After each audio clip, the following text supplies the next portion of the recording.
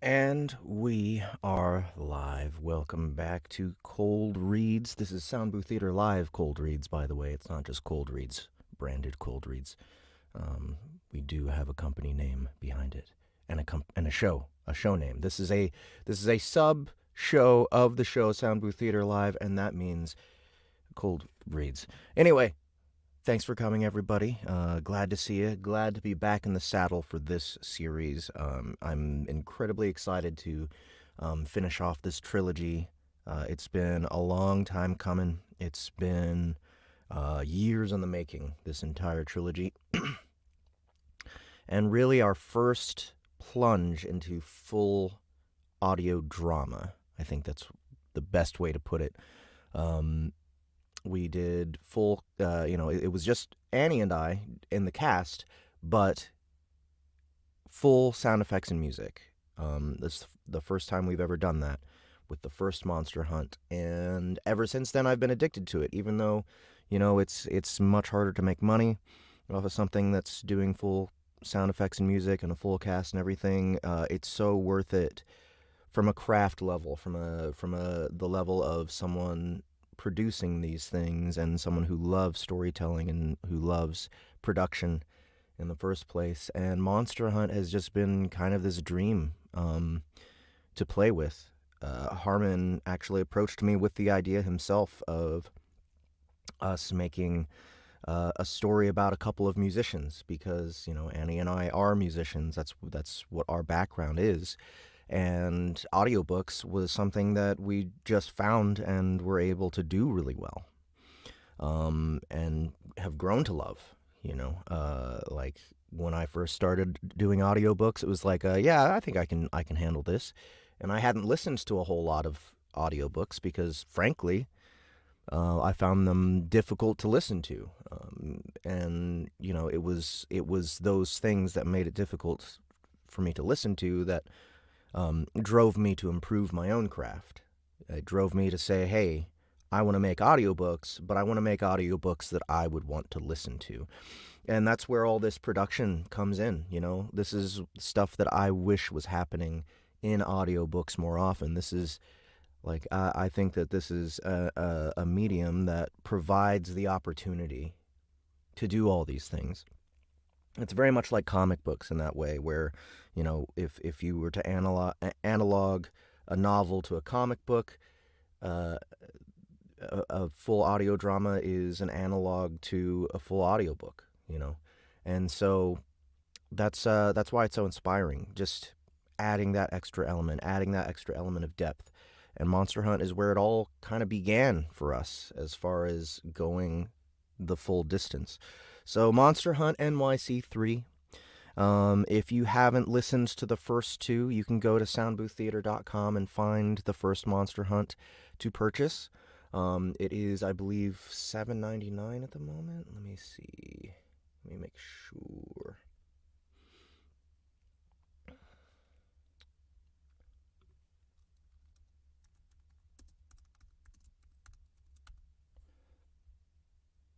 It is $7.99 at the moment. You can't get Monster Hunt 2 on our platform at the moment, but it is on Audible. And we will be re-releasing it to our platform once we release book 3.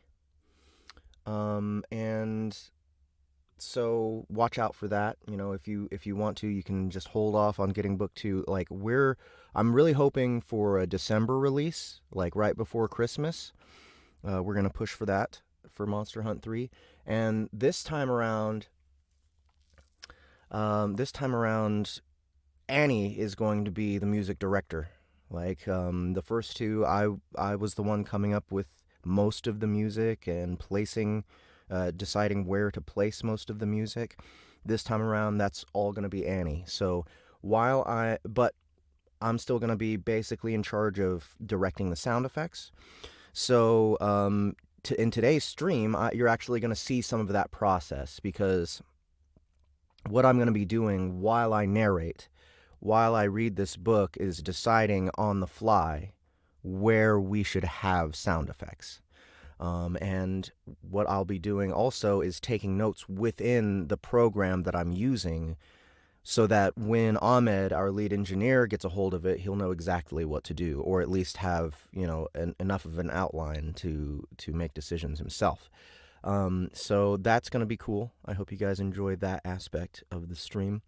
Ronan Tenshi asks, is Harmon Cooper going to write a fourth fantasy online book? He is indeed, sir. And I will be narrating that probably in December. Maybe even earlier. We'll see whenever he has that available to me. So yeah. For those of you who don't know, Monster Hunt NYC, Fantasy Online, The Feedback Loop, these are all books that are tied together in the Proxima Galaxy. The Last Warrior of Unagaya as well. They're all tied together in the same universe. And so you're going to hear a lot of references to to worlds and characters and stuff like that in this book. And also Hiccup the Goblin from Fantasy Online makes an appearance in this book. So I'm looking forward to doing that as well, bringing him into this world. We've already ran into a couple characters from different Proxima worlds. Like, let's see. In book 2, we ran into Spewgorge, who is Hiccup's cousin/son. And then we ran into Mirror the dragon, who actually has been reincarnated as a kangaroo. So already we got a taste of the expanded universe here. Yeah, here we go. I'm gonna get started. I'm gonna share my screen here. Infinite Void. Oops, wrong way. And this is what my DAW looks like. Actually, I'm gonna go ahead and I forgot. I need to insert some MIDI tracks here. So what I do with these is I take notes on them. This will be for sound effects. This will be for ambience. And this will be for music. This will be blue. So what I'll be doing is, like, whenever I'm like, okay, we should have a sound effect here, just make this little thing, and then I label it. And then when Ahmed gets a hold of the set, he'll know what to do. Here's the music track, but I'm going to leave that open for Annie to do.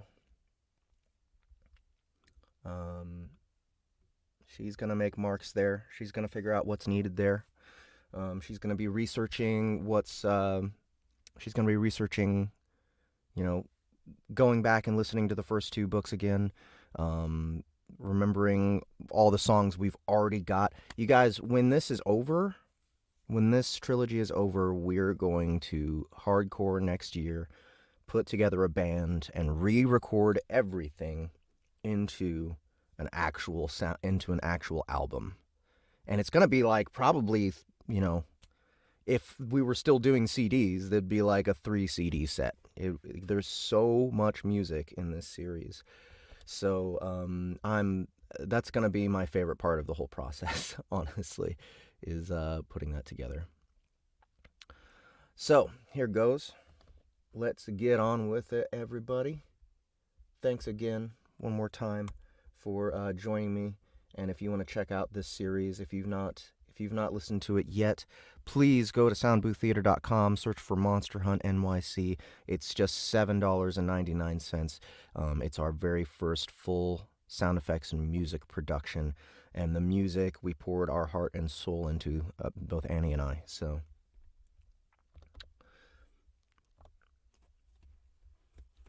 Chapter 1. Cash rules everything around me.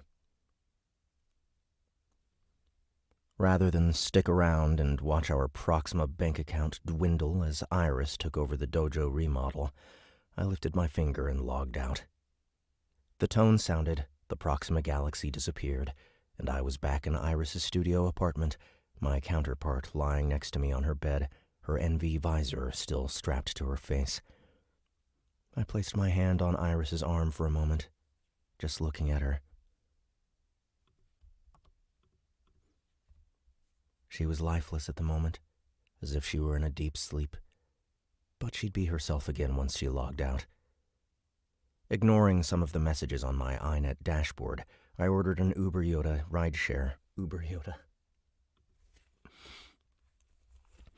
Ignoring some of the messages on my iNet dashboard, I ordered an Uber Yoda rideshare to my apartment and eventually made it outside, only to be told via a flashing icon that the vehicle would be a few minutes late. I sighed, looking up at the dark sky, which was blotted out by gray clouds, the moon a blurred orb.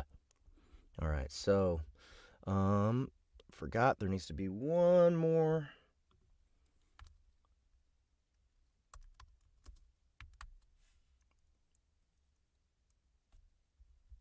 Okay, so what I'm going to do is basically for every one of these MIDI tracks, like the sound effects track, actually, let's see. Yeah. And we'll orange this one. So what I'm going to be doing is whenever there's something where I want a sound effect, I'm just going to create this little clip. And I won't even need to label it necessarily if it's pretty clear in the text what is needed. So right here, the tone sounded, the Proxima Galaxy disappeared, and I was back in Iris's apartment. So, right here, I'm just going to say Iris's apartment as the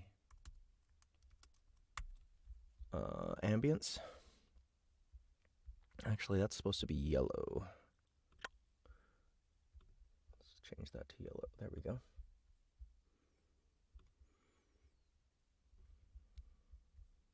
And that's going to go on for a long time. But the red track here is saying, okay, pay attention to this text. That means we want that Proxima sound effect.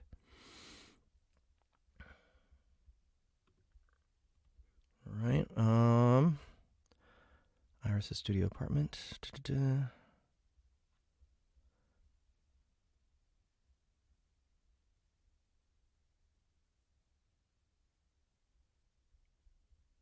All right, so nothing else I need to do besides a little sigh here. I sighed. I sighed, looking up at the dark sky, and we'll do some sound effects here that are like sheets ruffling. Sheets ruffling a little. Like, that's gonna be him, like, doing this on the bed. The moon, a blurred orb.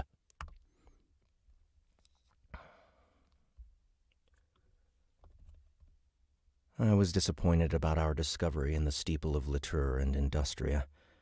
Not that I was expecting something big, but to get all the way to the top and find nothing? What a letdown. Then there was the surprise attack on our dojo from the man named William, who was out to get us for some reason. I felt more annoyed at this now, and I felt angry. I felt more annoyed at this now than I felt angry. Who would do something so petty? But Iris would at least deal with some of the destruction he caused through the remodel, and we would get William back, eventually. It was only a matter of time. I sat on the stoop that led up to Iris's flat and activated the Monster Hunt app out of sheer boredom. Alright, so this is where our ambience is going to change. Eventually. Duplicate that. And we'll... Alright. New York. I'm going to say Brooklyn. Outside apartment building.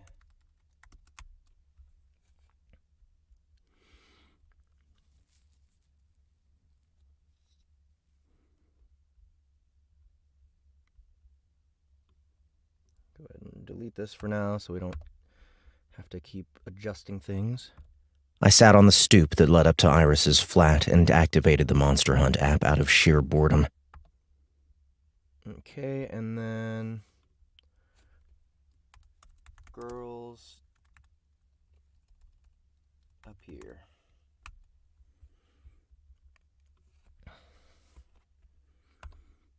Poor, pathetic little Chase, Aya said, as her form took shape next to a trash can. The dragon woman narrowed her orange eyes at me and took a step forward, her armor clanking against her broadsword.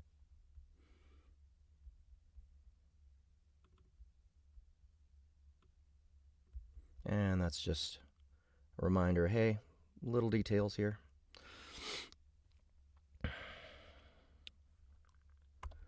He needs to lick his wounds a little in his own world. I think it's cute, Lady C said. She was in her warrior get-up, her hair tied tightly into a thick braid that draped. She was in her warrior get-up, her hair tied tightly into a thick braid that draped over her shoulder. It's good to brood sometimes. Of course you do. You probably find Chase's morning bowel movements cute as well. It says I started to laugh here, but I'm not going to narrate that. Well, you're just too much sometimes, Aya. Let's try that again. I have a little bit of I've developed a little bit of extra texture in my laugh. I think just from, especially this year, like my allergies really doing a lot of, I don't know, I hope it's not like damage, but like it just, a little bit of a wheezy laugh has developed for me. So I want to try and do that without it. Well, you're just too much sometimes, Aya. Aya. Some people think I'm not enough. She said, as her ghost limbs lifted her into the air. I'll say it a different way. Aya's ghost limbs lifted her into the air. Don't mind her. Lady C sat next to me and placed her head on my shoulder. And let's go ahead and illustrate that.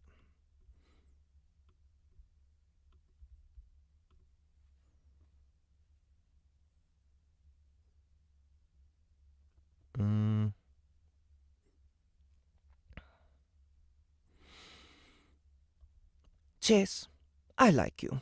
I really do. Aya was hovering over us. Aya was still hovering over us. But if you're going to let that armored buffoon attack our guild and do nothing about it, I may be forced to find a new alpha. I won't leave you. Like I said before. Like I said before I logged out, we'll figure out what to do with William. Like I said before I logged out, we'll figure out what to do with William.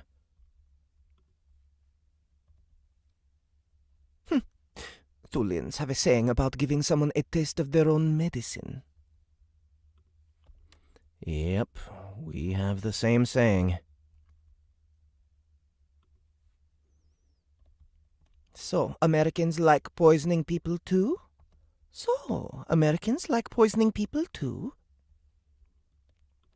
Aya flashed the OK sign at me. Good to know.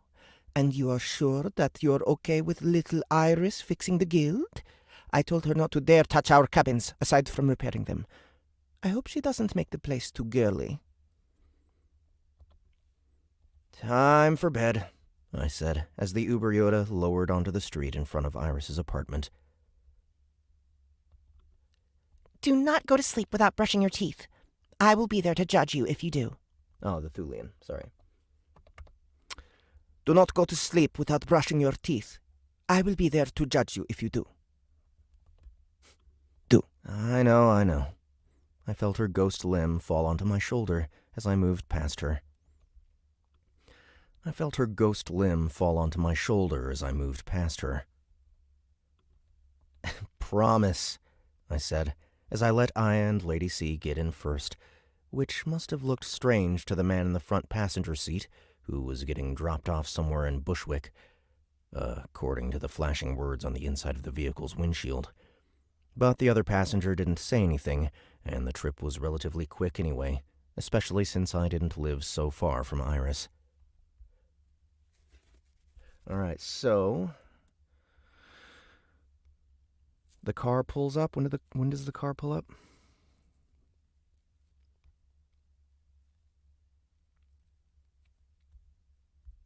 Time for bed.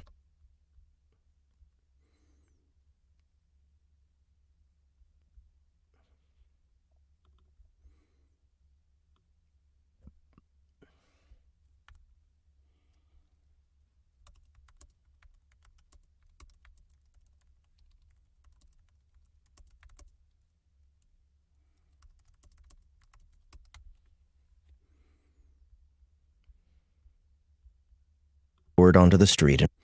When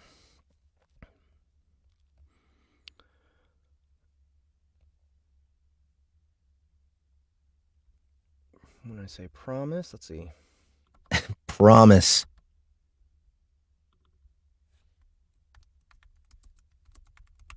We'll open the car door there. Right before he says promise. Or right on promise, basically.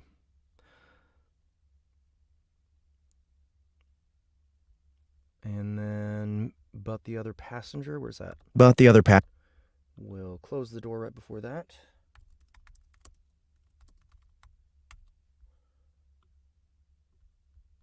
And we'll say in.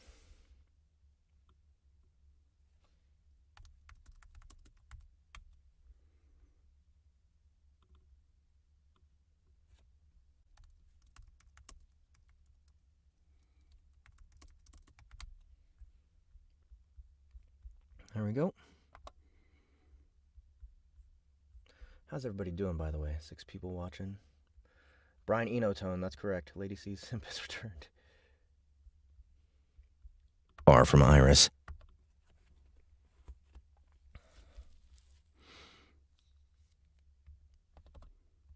I just didn't feel like walking home. The Uber Yoda eventually lowered onto the street, Aya commenting on the guy in the front. The Uber Yoda eventually lowered onto the street, Aya commenting on the guy in the front seat and how little he was. The Uber Yoda eventually lowered onto the street, Aya commenting on the guy in the front seat and how little he was compared to her. I was glad he couldn't hear us. As usual, my roommate Alex was asleep on the couch. As usual, my roommate Alex was asleep on the couch, a local magazine open over his chest as he snored. The Uber Yoda eventually lowered onto the I don't think we really need to illustrate that part. We'll just let that roll on by. I was glad he couldn't hear us. And we'll do apartment door shutting here.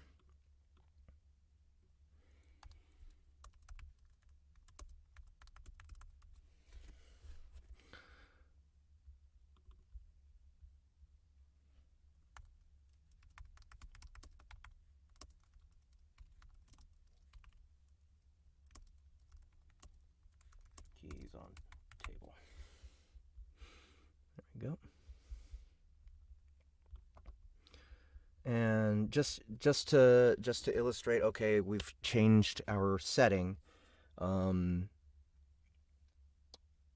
transition between being inside the car and being in the Chase's apartment is just going to be an apartment door shutting, and then the keys being thrown on the table. That's what I've done here. Open over his chest as he snored.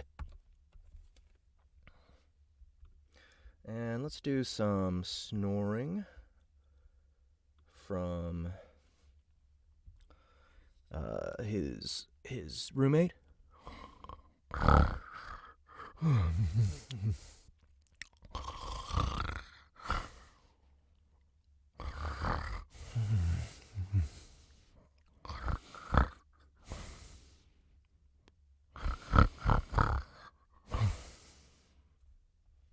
we go. Should be enough.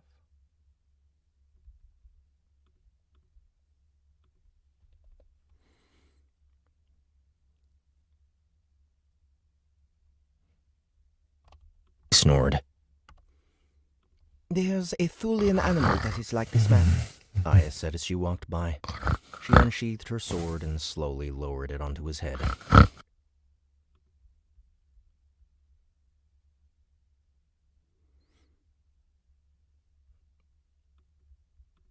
I'm gonna simplify that. Aya unsheathed her... Aya.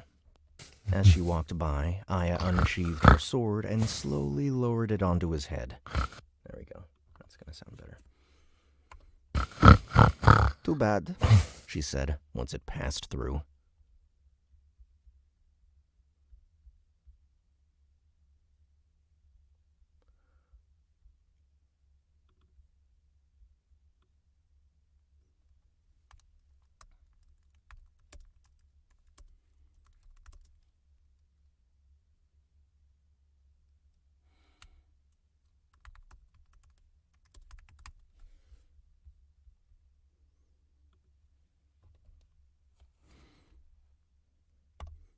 Which Thulian animal? a fat dragon. So there is a particular Thulian dragon that is fat? Aya gave the Matikan warrior a snooty look. Yes, a Gonsekai. I'm sure you have heard of this.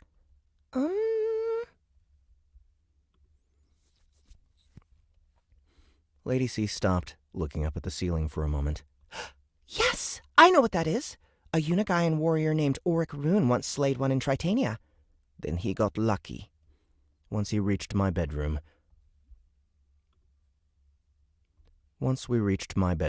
I ignored their conversation and ducked under the pipe in my room, heading straight for my toothbrush. By the time I finished brushing my teeth, both Aya and Lady C were in my bed, Lady C curled up, her eyes shut, and Aya sitting with her legs crossed, her armor now removed and replaced with a tight tank top that showed her nipples and barely covered the green skin of her chest. Did that sound all right? Barely covered the green skin of her chest. Yeah, it's fine.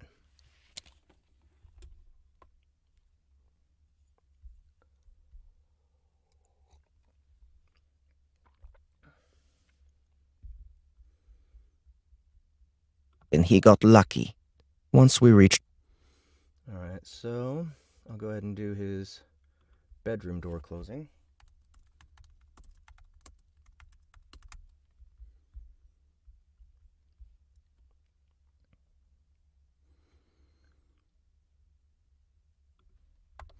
All my other sleep clothes were dirty.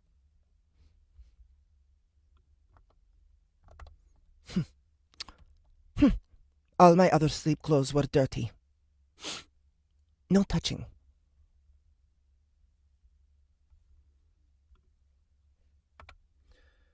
Right, so Chase's apartment, ambience goes all the way through.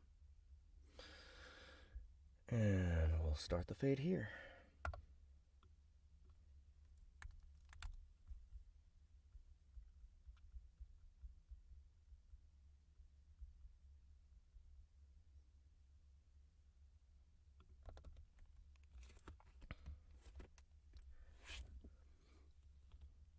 The next morning came faster than I would have liked.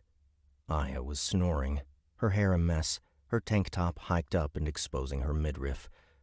I moved to the right, hoping to find Lady C, and when I couldn't, I slowly moved to the edge of the bed.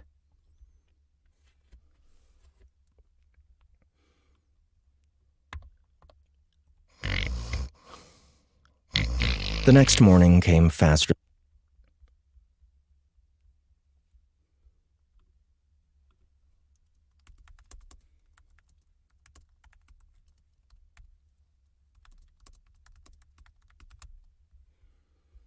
And that's just going to be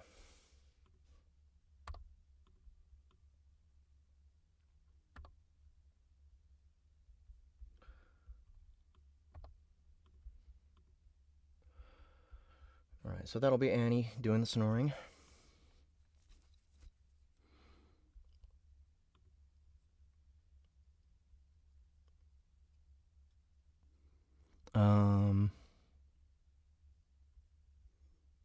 I moved to the right. Alright, I moved to the right. Let's go ahead and highlight all that.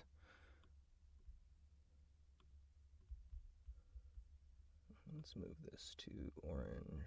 No, do that. We'll leave that there. Okay.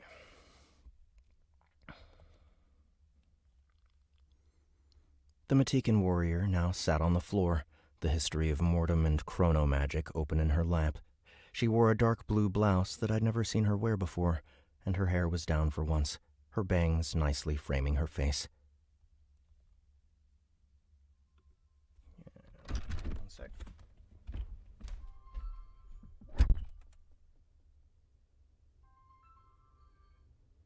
Yes? Good.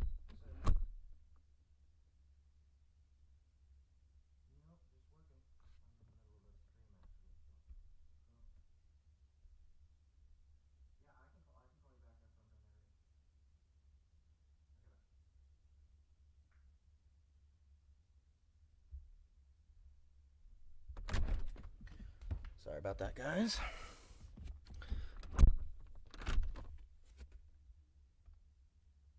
Oh, thank you so much, Otaku Paradise. Glad to have you.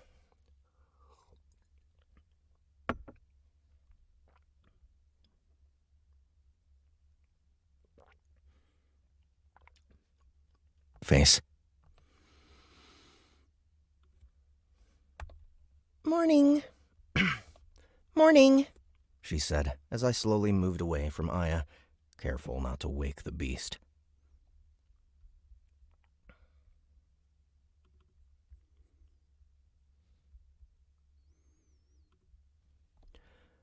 My iNet screen came alive as messages from Iris and a weather update popped up. This was followed by advertisements, McStarbucks and Crunk and Cronuts both having some sort of fall special that involved pumpkin spice in some shape or form.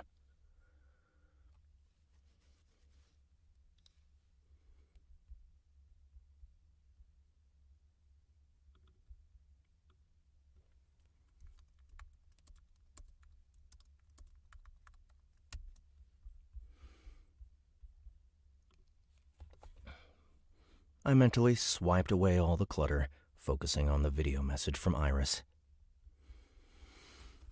All right, and...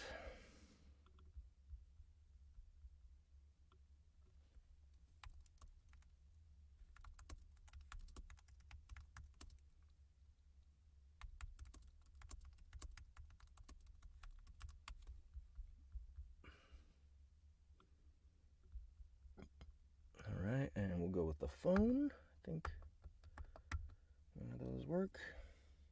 This should be this one. Okay, why didn't it work then? There we go.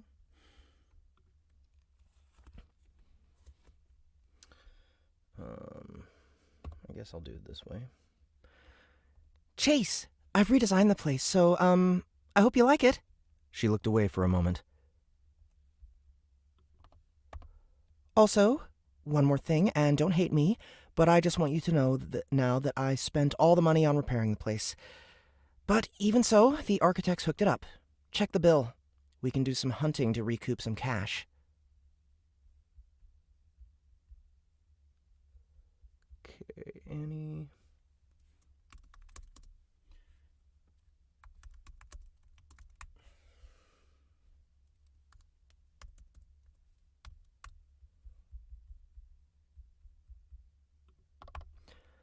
All the money, huh? I focused on the Monster Hunt app until my bank account information appeared.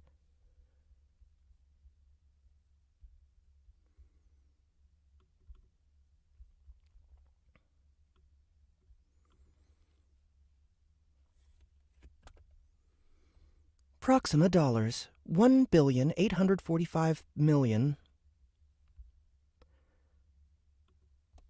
Spent $167,670. $167,670. Loan, 0.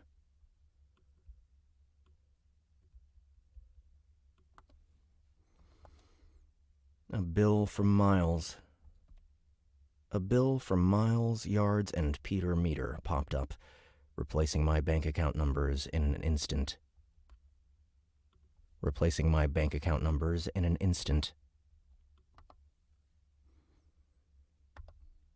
Miles, Yards, and Peter Meter Architectural Firm. 21,250 Proxima dollars. Quarter remodel. 11,595 Proxima dollars. World Serpent package. 600 Proxima dollars. Landscaping. 13,000 Proxima dollars. Quarter design. $4,600 Proxima dollars. Wall and cottage. 1,900 Proxima dollars. Additional consulting fees. Current total, 52,945 Proxima dollars. RCD, minus 22,775 Proxima dollars. Final total, 30,170 Proxima dollars.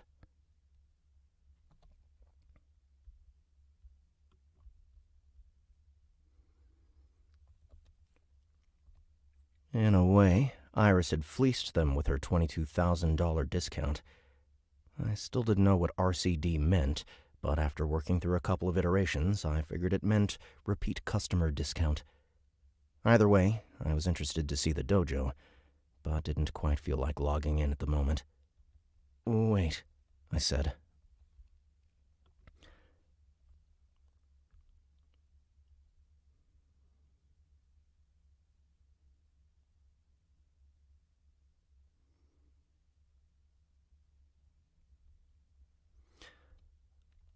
In my blurry mind, I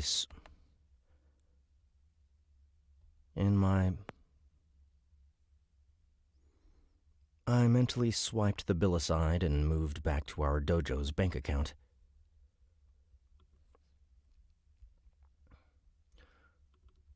Go ahead and do that. Proxima dollars, 184 billion. No.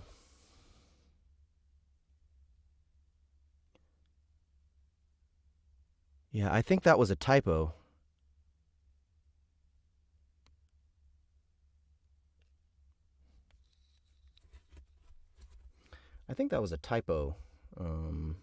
In the first read there.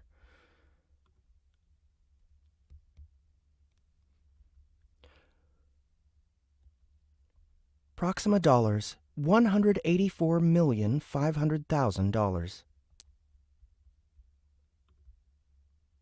Proxima dollars, $184,500,000. There we go.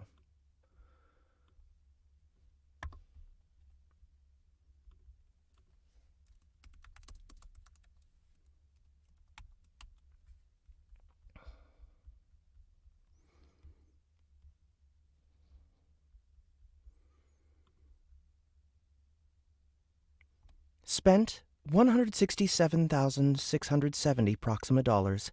Loan, 0. Nearly 200 million Proxima dollars? It had to be some sort of mistake. There was no way we had that much money. Thinking of the exchange rate changed the Proxima dollars into USD almost instantly.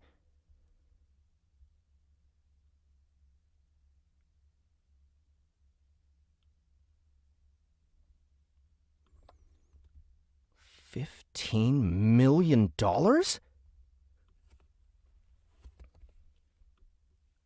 Shut up or I kill you.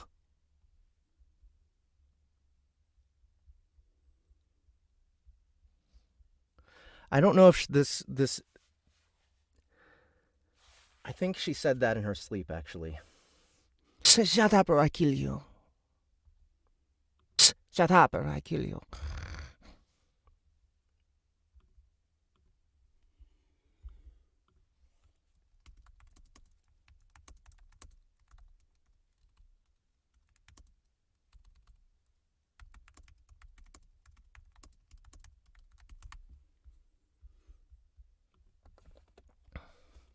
said Aya, who's still... I'm not even going to say that part.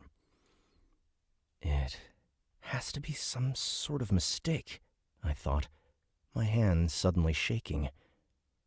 I dropped down next to Lady C, firing off searches about sudden deposits in someone's Proxima bank account.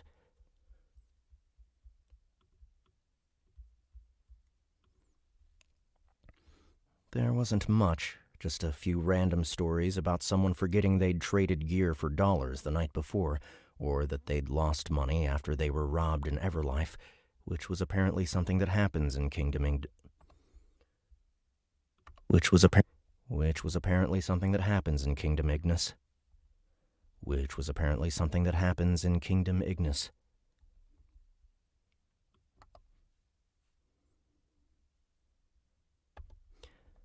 Why the troubled look? Not troubled, it's just so much... No way. There's no way. What are you talking about? I went for my glasses on the nightstand, took a deep breath, and checked the numbers again. We're... rich? Yes, I believe we're rich. In that case... Lady C shut her book. Actually, let's go ahead and I'm going to get rid of that.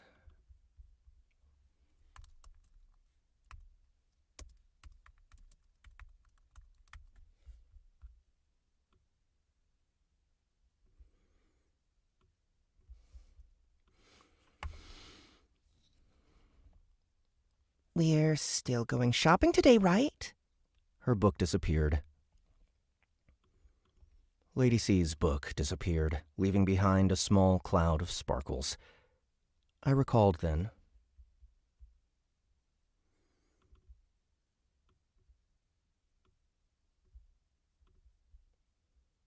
There we go.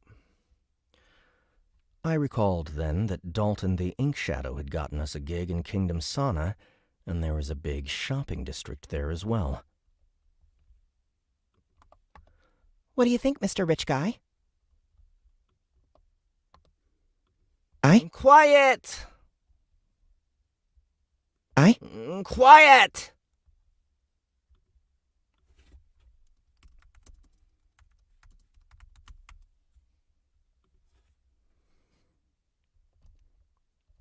I don't know if it's our money or not, I started to tell the Matikan warrior.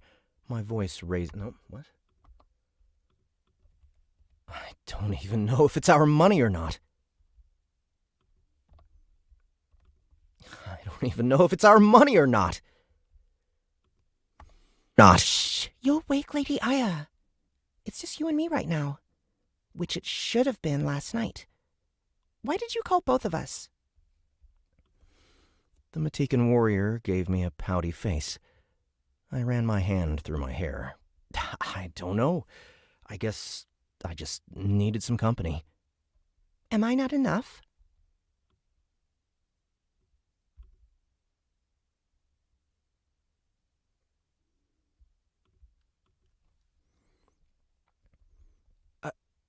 You know that's not the case. Iris's face appeared in the bottom left-hand corner of my pane of vision.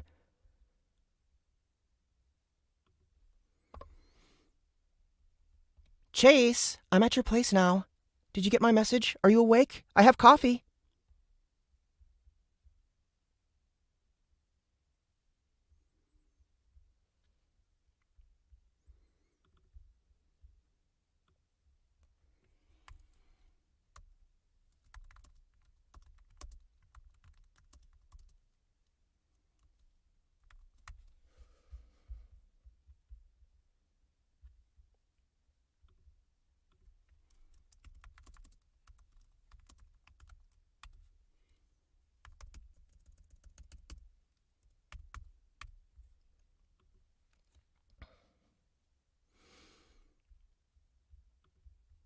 Oh, why is it this color anyway? Should be some kind of girly color. Because this track is for girls. Okay, there we go.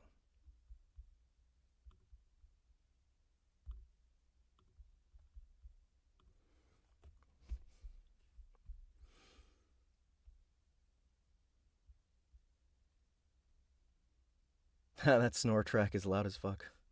Oh, sorry guys, let me get rid of the limiter here. That's what keeps things super loud when I replay. Iris is here. Can't she wait outside just a little bit longer?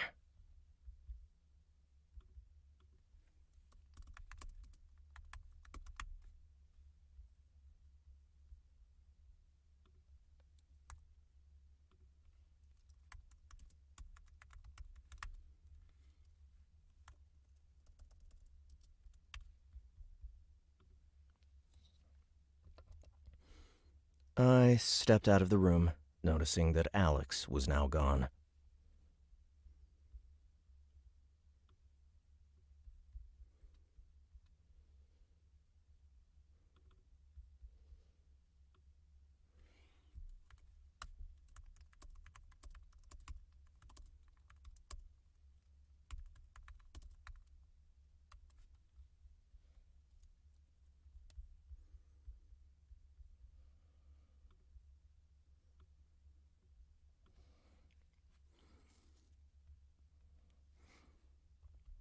It's cold out there. Iris was in a turtleneck sweater, a bomber jacket, cut-off jean shorts, leggings, and a pair of old Disnikes.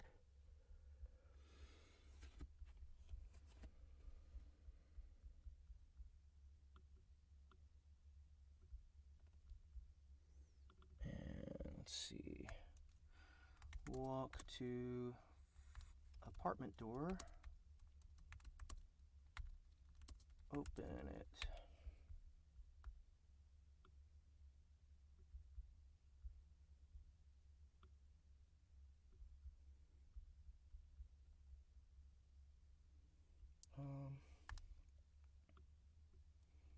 Let's get rid of that. And let's cut this. Open apartment door.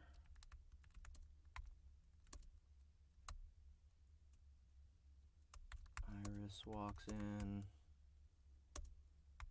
putting stuff on table.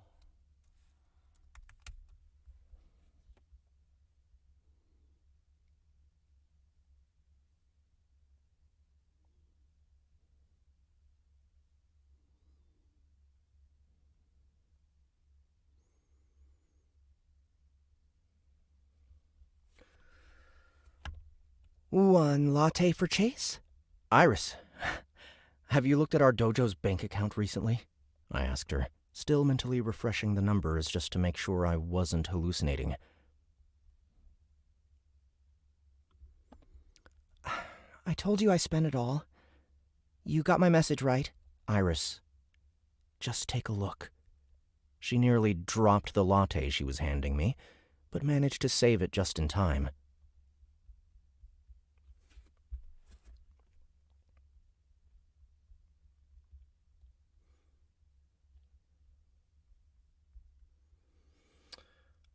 Let's see. Iris walks in. We'll just take off that, put stuff on table.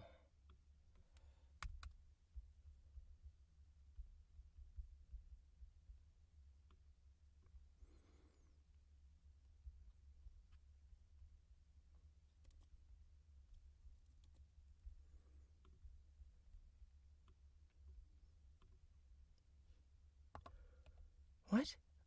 Oh my She God. nearly dropped the latte she was handing, but managed to save it just in.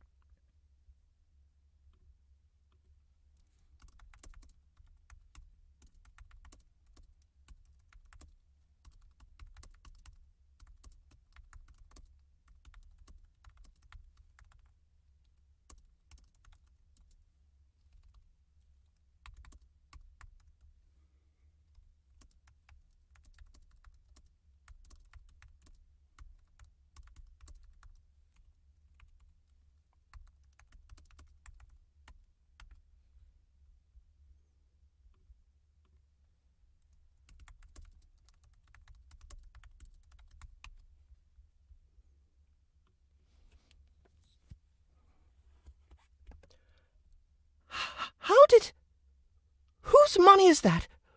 Wow! No idea. I started going through the messages I had ignored last night and found one was from someone I didn't recognize. Ray Steampunk? Does that name ring a bell? She nearly shoved me. Why would Ray Steampunk... Wait, you really don't know who that is?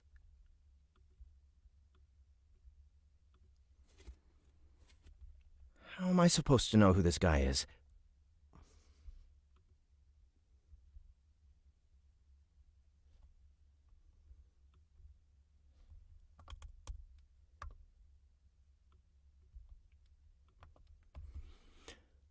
What are you two going on about? Aya asked as she entered the living room, her orange hair a mess. Let's try this again. Aya entered the living room, her orange hair a mess. And where is your fat roommate? I was going to tickle him. Or kick him. Maybe kick him. The message is from... Kim. The message is from Ray Steampunk. It says... No, this is impossible. I'm forwarding this to you. It can't be true. Iris's eyes flashed for a moment as she read the message that I'd just received. Holy shit. I don't know why that was an English shit, but it doesn't matter. Shit cannot be holy. And I am disappointed in your use of colorful language. Now someone tell me what is going on? The message from Ray Steampunk congratulated me for discovering the secret of the steeple of Latour and Industria, that it was related to chakras. Is it chakra or chakra? What's up, Elder Alcari? I'm using Ableton Live. All right, I got to look this up. Chakra.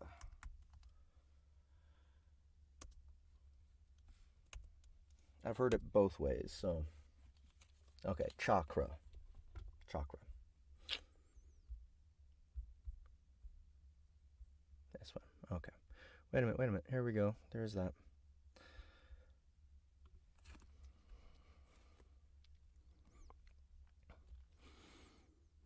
The message from Ray Steampunk congratulated me for discovering the secret of The message from Ray Steampunk congratulated me for discovering the secret of the steeple of Latour and Industria, that it was related to chakras and music. For being the first to discover the secret, I was awarded the equivalent of $15 million in Proxima dollars. I would also be given real estate. For being the first to discover the secret, I was awarded the equivalent of $15 million in Proxima dollars. I would also be given real estate, which would be discussed as soon as I met with Steampunk's lawyer. There were no strings attached. 15 million? I'm very confused because it said 185 million. Alright, I have to message Harmon. See what the fuck is going on here.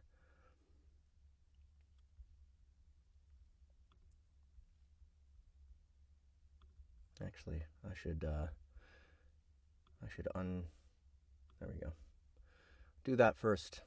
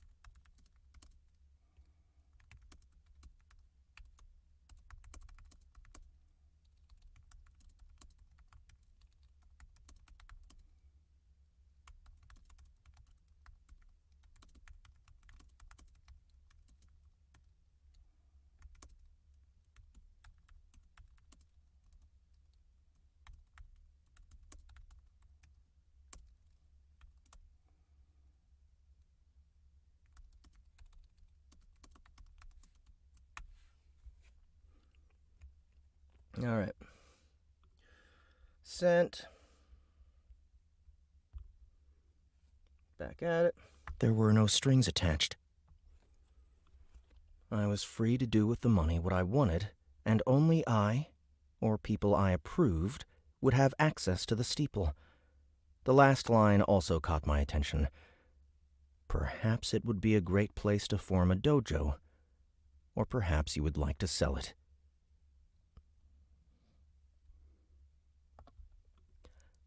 Chase, I don't think... No, I do think you understand. Don't you? Do you understand what this means?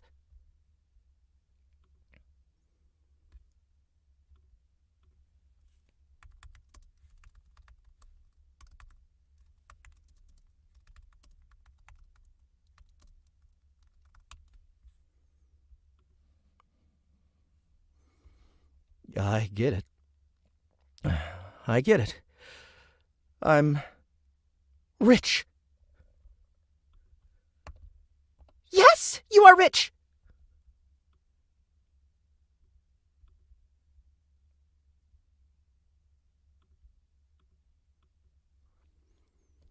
Iris jumped forward and gave me a hug. Rich. Iris jumped forward and gave me... Rich. Iris jumped forward and gave me a hug.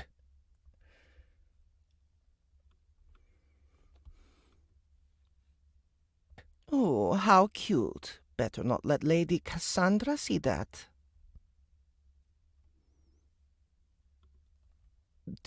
What should I do with this money? A weird feeling.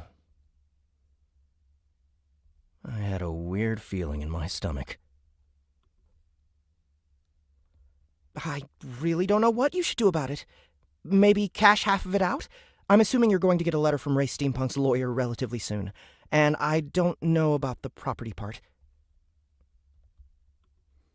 What am I supposed to do with this much money? What about taxes? Yeah, taxes, I don't know, man. It's illegal money.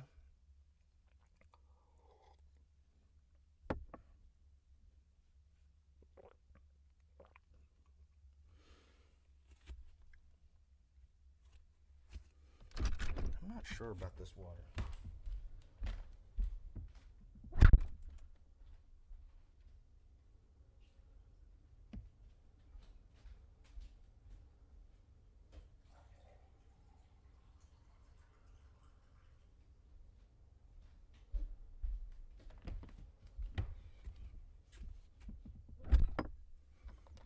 Okay, let's see here. I forgot. Here's the hug.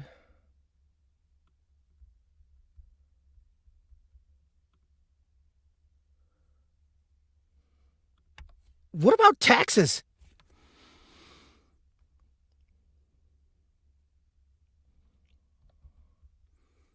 Maybe you can start by getting a nicer apartment. And only a fool would pay taxes. There are good accountants in Ultima Thule who can make sure you don't pay a dime. Chase is getting a new apartment? Lady C stepped out of my bedroom and plopped down on the couch.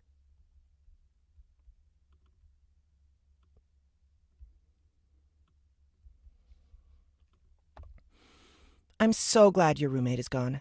He was snoring way too much last night. Why does he always sleep on the couch? Doesn't he have a bed? Wait, are you advocating tax evasion through a digital accountant?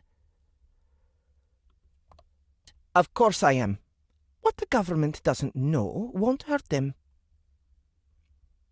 Yeah, no. You'll have to save some of that for taxes.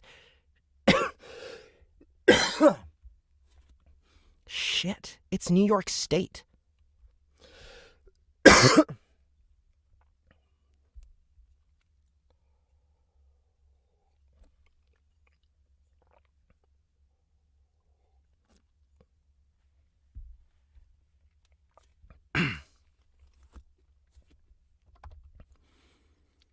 So, half? I asked, still looking at the number on my pane of vision. I have no fucking idea. Iris placed her coffee on the table. She sat next to Lady C and massaged her forehead.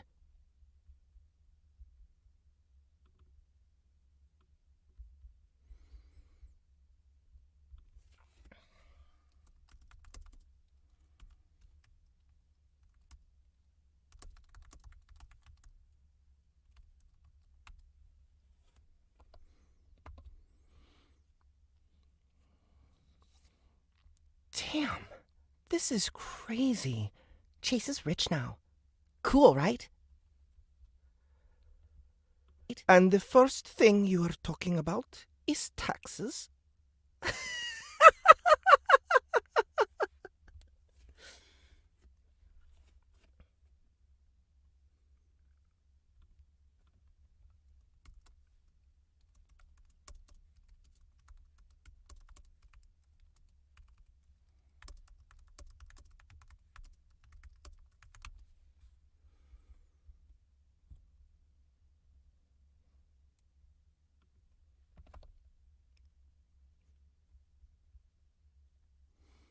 Jeez! Worry about taxes next year, you fool. Spoil yourself! Spoil us! No, spoil me. She really is the devil on your shoulder, isn't she? And I'm the angel. Lady C chimed in with a sweet smile on her face. Aya rolled her eyes. Please, Lady Cassandra, you are making me sick over here. I guess... I guess we could start by getting all the gear we want. We could also get your Juno 60 repaired. You get $15 million deposited into your bank account, and the first thing you worry about is music?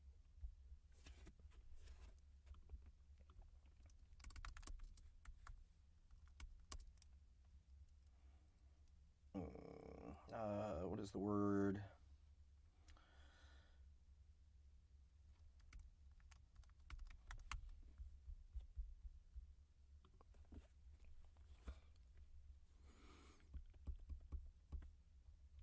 I shrugged.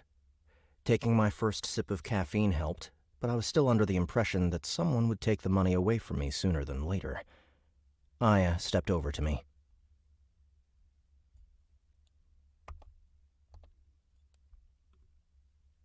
I shrugged. Taking my first sip of caffeine helped. I shrugged. Taking my first sip of caffeine helped, but I was still under the impression that someone would take the money away from me sooner than later.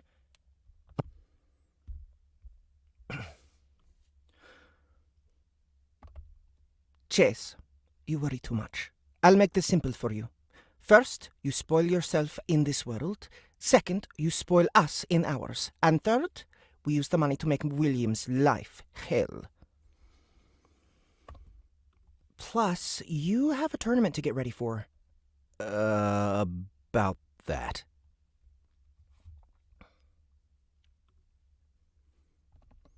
What's that look supposed to mean?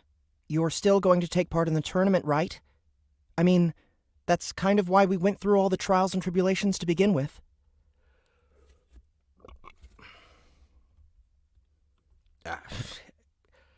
Does it really matter anymore if we're the toughest level 4 players in Everlife?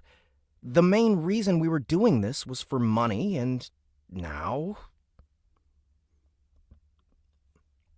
Iris's eyes darted away from me. I'm just saying, that's sort of why we were doing all this in the first place. You know, for funds. And now we have funds.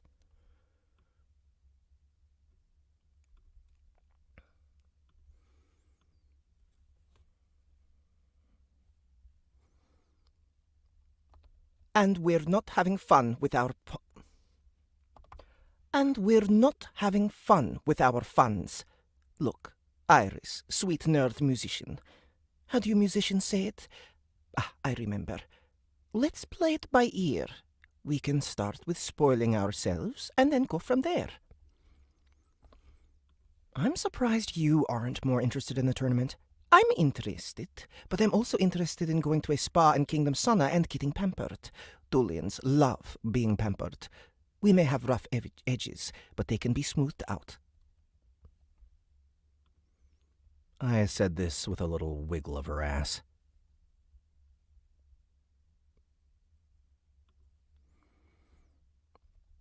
And there are some pretty good bookstores there. Also, Chase probably wants us to get some different outfits. We always wear the same things. I've noticed. I looked down at her armor. We shouldn't start spending any of the money until we get confirmation from Steampunk's lawyer. And I don't care what you wear. Okay, Lady C said, starting to take off her clothes. Lady C started to take off her clothes.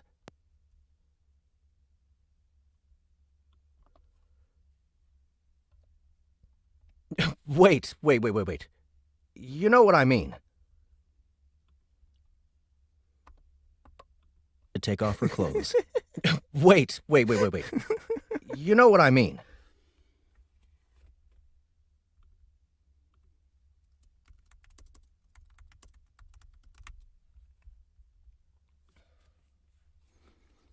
As if the famous game developer's lawyer was listening, a message came to me from a man named Thomas Baker, who just so happened to have an office in Midtown, not far from Bryant Park.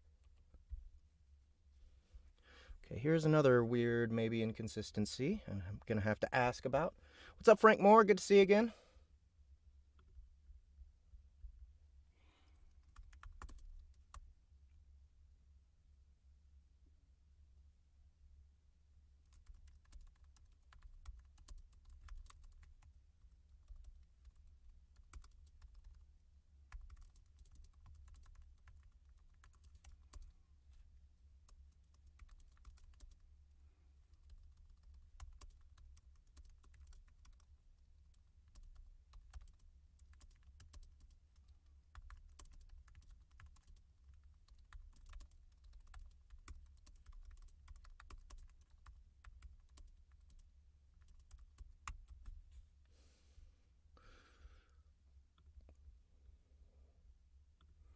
All right, back at it. Not far from Bryant.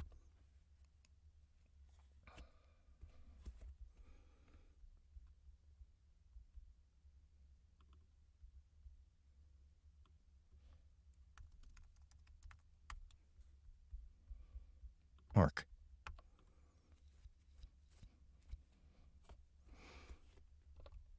Well, it looks like we're going on a ride.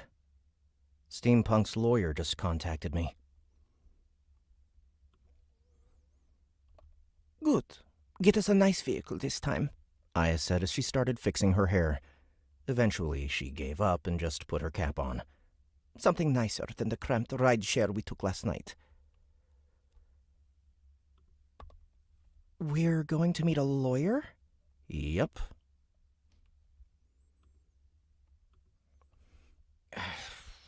Yep.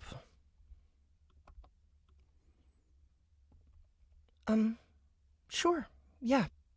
Just let me finish my coffee.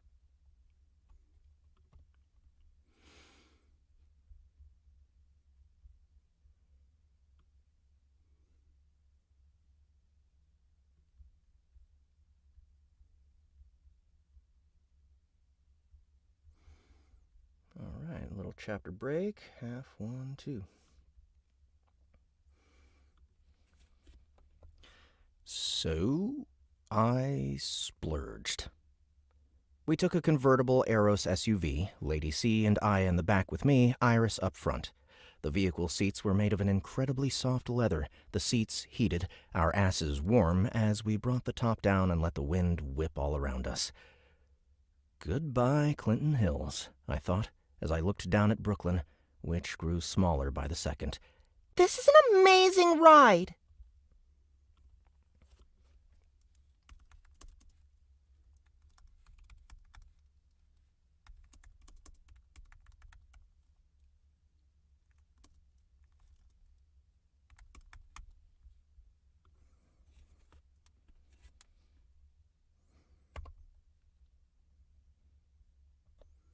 Lady C was hugging my arm. Aya stood and lifted her sword into the air, crying out in Thulian. Aya stood and lifted her sword into the air, crying out in Thulian. Aye! Goodbye, Clinton.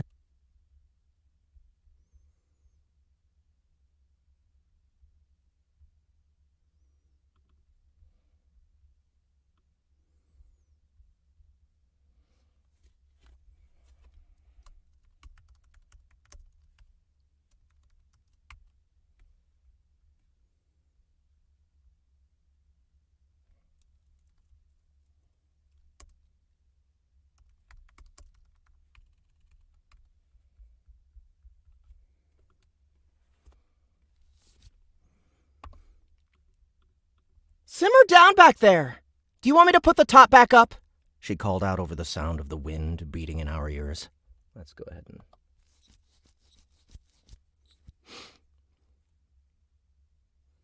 Iris called out over the sound of the wind beating in our ears. Not in the least bit!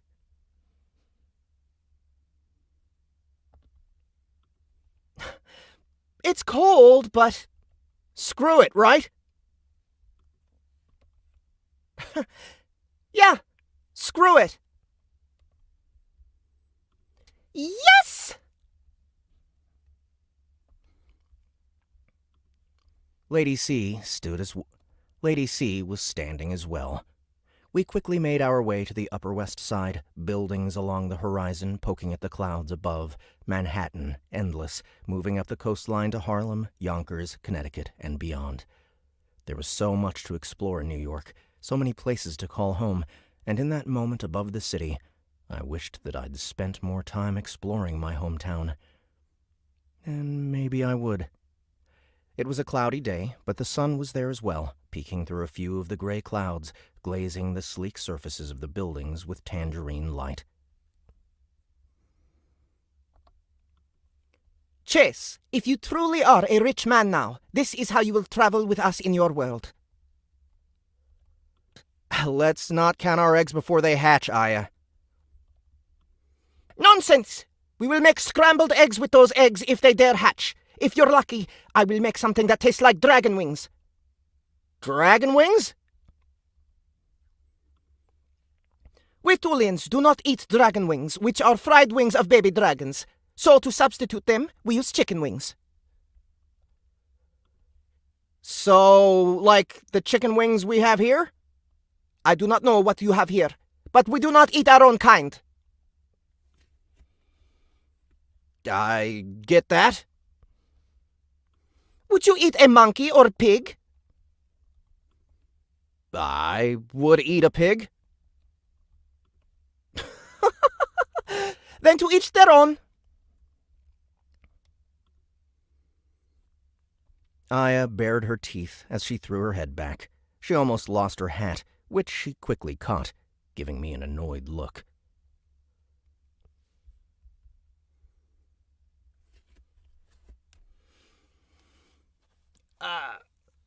Oi, oi, oi, oi, oi.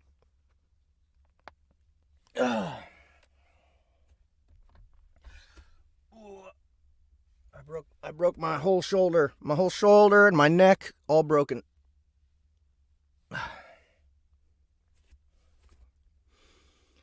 Completely broken. All right.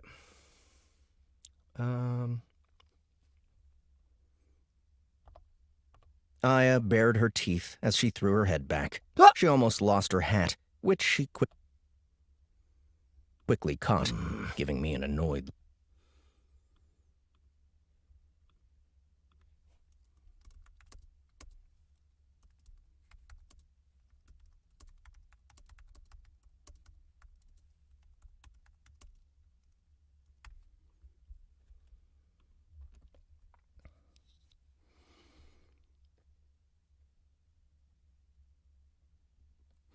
I was glad her blade wasn't real. It was currently tucked between her legs, which made me question her swordsmanship for a moment. There are so many cute restaurants around here. I can just tell, Lady C said, as our vehicle... Lady C said, as our vehicle started to land.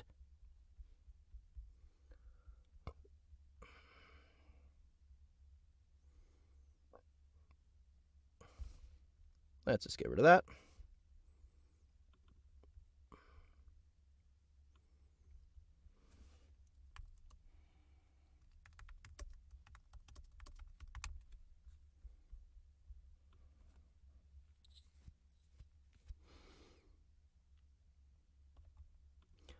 What makes you say that? There are always good restaurants in the nice parts of the city. Lady C looked around. That's why you should take us to the nice parts more often, instead of just Brooklyn. Well, I guess some parts of Brooklyn are nice, but wouldn't you prefer to take us to a place like this?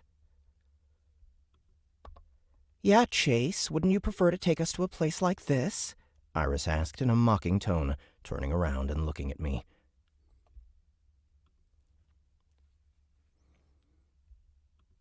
The vehicle beeped, the top coming up and over on its own.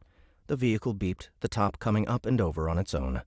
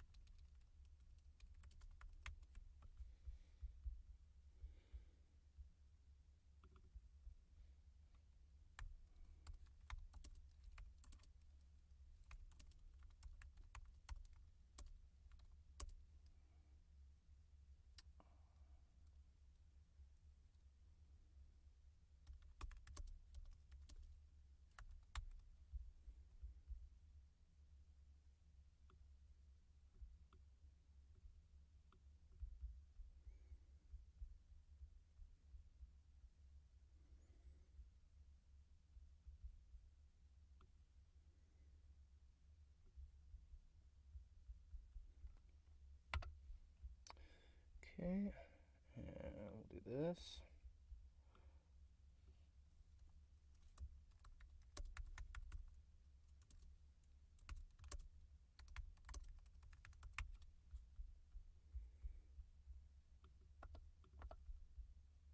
On its own.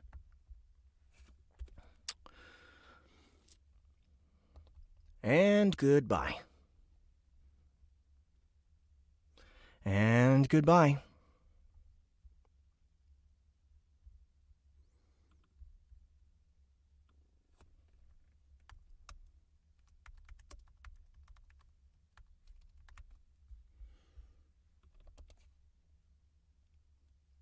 I said to the two huntresses as I closed the Monster Hunt app. The Eros SUV settled and a soft tone told us we were now allowed to exit. Oops.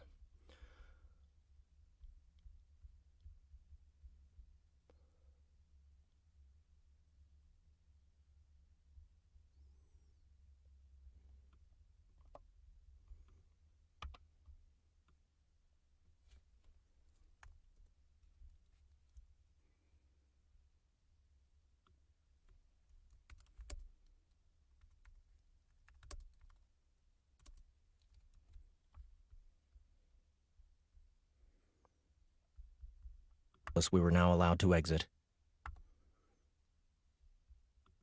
The Eros SUV.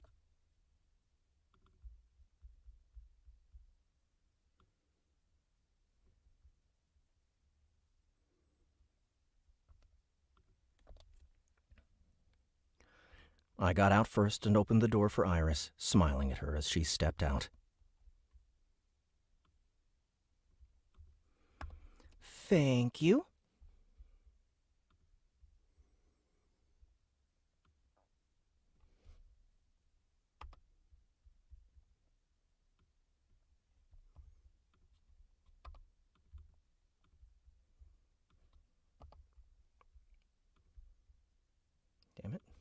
Copy that.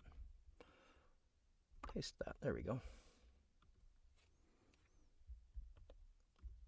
She said as we turned and looked at a building, spotting a digital placard floating before it that listed the various businesses inside.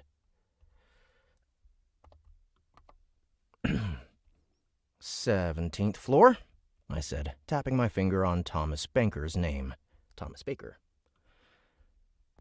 I tapped my finger on Thomas Baker's name.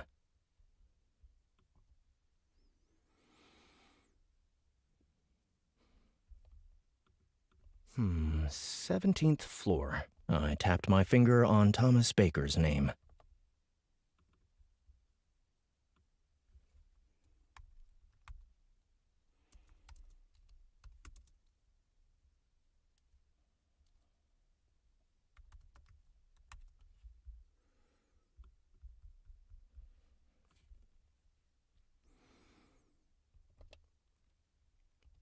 We entered the lobby, only to be greeted by two men with thick accents, the building's doormen.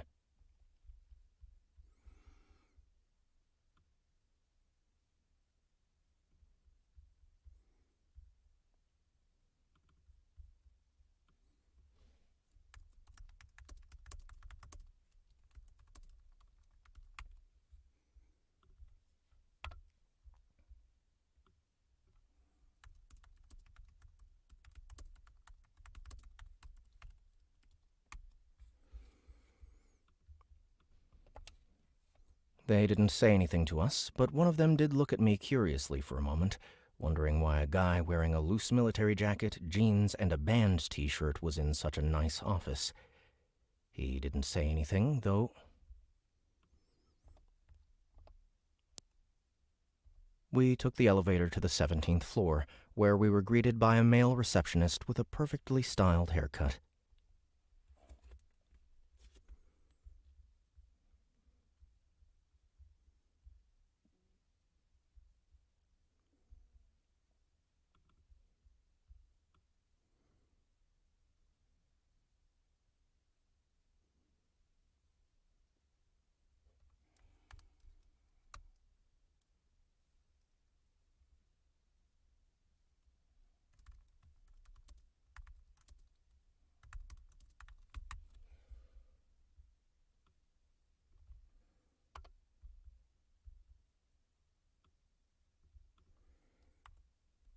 Okay, this is not an apartment building, this is an office building.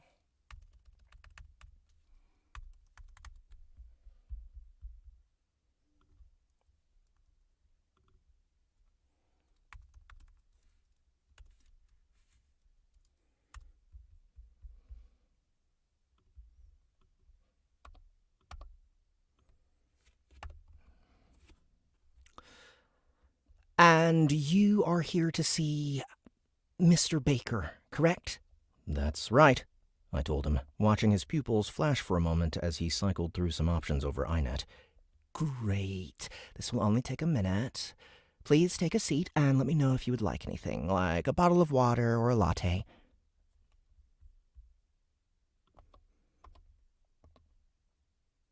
I'll have a latte? Iris asked, looking to me for approval. Iris looked at me for approval. Iris looked to me for approval. I nodded. Make that too.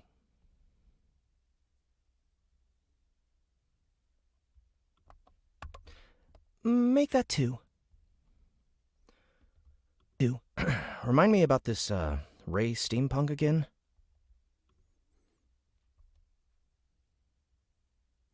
I told Iris as Iris and I sat down in the lobby, the only two people there aside from the receptionist.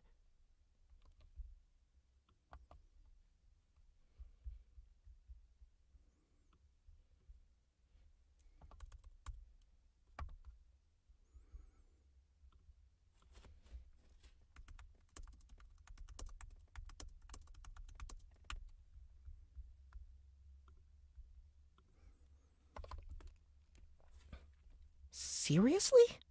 Yes, so I don't look like an idiot.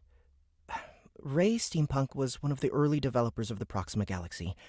He died in a car wreck, but as soon as he died, his RPC respawned in one of his favorite worlds, an active steampunk world called, well, Steam. RPC? Reborn player character. Similar to an NPC. People pay good money to live forever in the Proxima Galaxy after they die. Basically, all of the details are downloaded into an NPC who takes on that person's persona and continues their life. Haven't we been over this before? Yeah, if we have, I've already forgotten about it. Anyway, Steampunk is still active in the Proxima Galaxy, and he was one of the people that helped develop Everlife.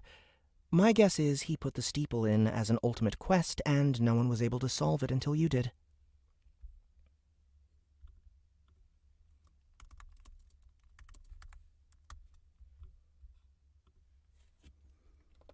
I wonder why it took so long for him to get back to me, though.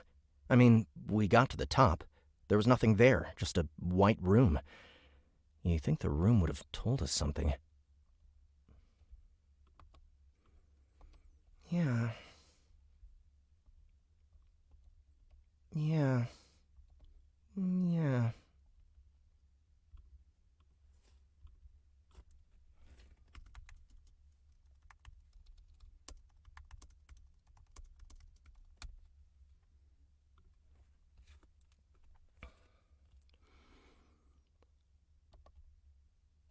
Mr. Baker will see you now, The receptionist said as he approached us.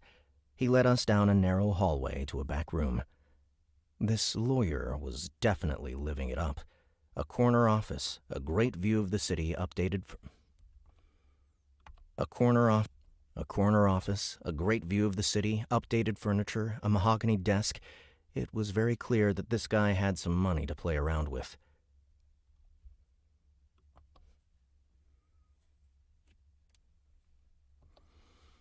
Mr. Knowles? He said, standing. Mr. Knowles? Mr. Knowles? Mr. Knowles? He said.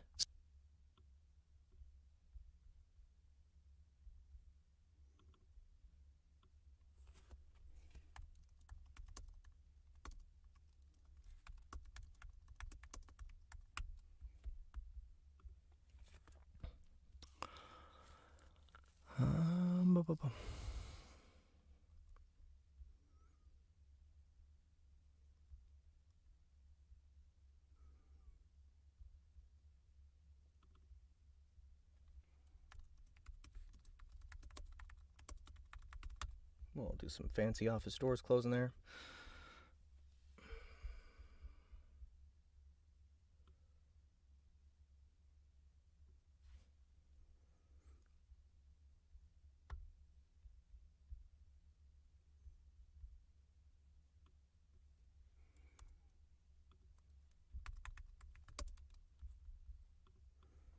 And we'll get rid of this. Standing.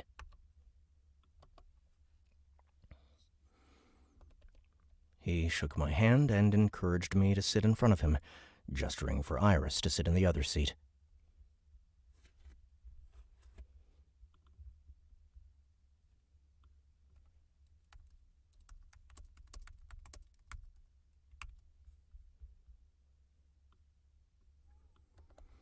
Thomas Baker wore a pinstripe suit, a tie with a tie clip that matched his cufflinks, his eyebrows perfectly manicured, a small amount of gel in his hair, creating a natural part. His authority apparently came with his ability to dress well and the degrees on his wall, which he proudly displayed on a bookshelf near the door. Yale, Columbia, Harvard. The man exuded East Coast elitism. The man exuded East Coast elitism. I'm his friend, just in case you were wondering. I figured as much. That or his girlfriend. I exchanged glances with Iris, and she shrugged. No, friends. Well, bandmates. I see you're a musician, Baker said. Baker said, the look in his eyes telling me that he was checking into my details over iNet. And the fact that you are a musician led you to discover the secret of the steeple. So, congratulations. You have finally made playing music a profitable enterprise. Excuse me? Do you know any musicians who are rich?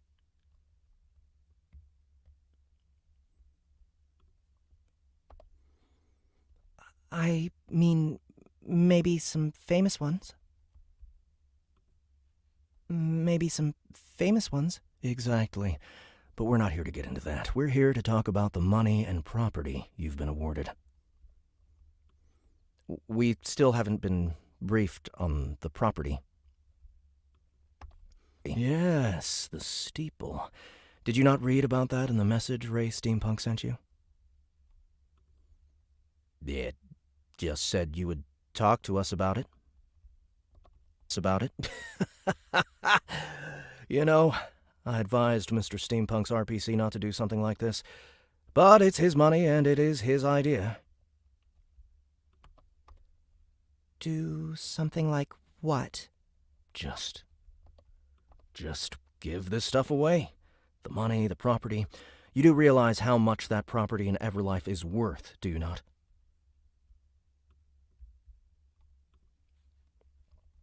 I have no idea what it's worth. I caught Iris's eyes lighting up behind her glasses, indicating that it was worth a considerable sum. You are fast, as your friend here has probably already found out. The property is worth more than the money you've been awarded. This is just...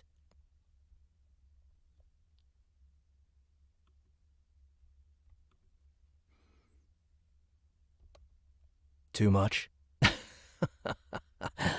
That's what I told Mr. Steampunk, but it's his money, and we've confirmed with his RPC that this is what he wanted to do.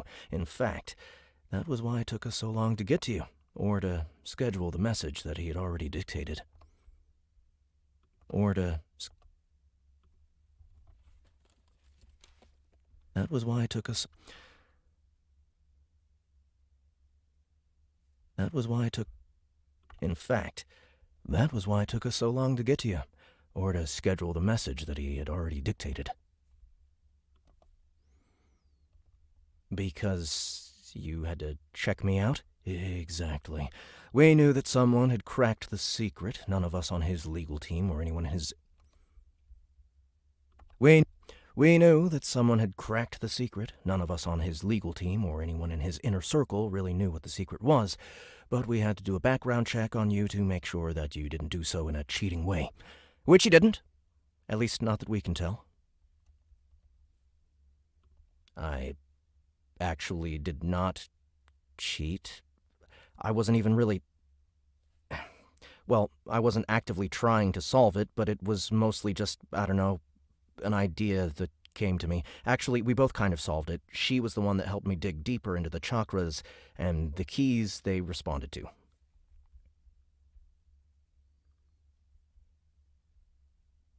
An idea that came to me. Actually, we both kind of solved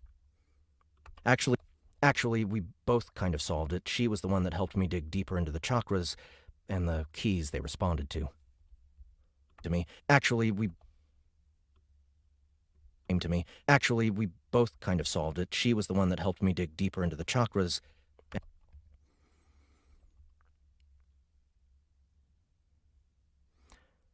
So, you would like to split the prize, then?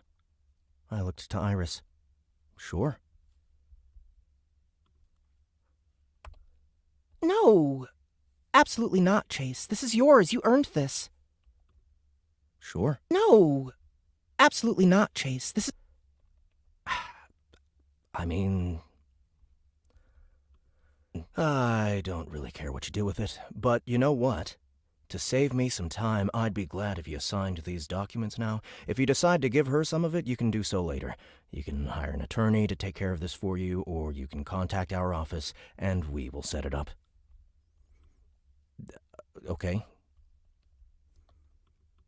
Also, you should know that New York taxes are going to hit you hard for this, so just save a little bit of it for that. Otherwise, you will end up owing taxes that you can't afford. In fact, I can put you in contact with one of my tax guys. He'll tell you what you'll owe in the future.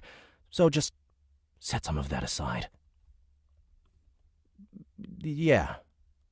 I started feeling overwhelmed with information. You could also set up a trust. You are on universal basic income, are you not? I mean, I guess I was. Exactly, you were. But as of today, you are no longer on UBI.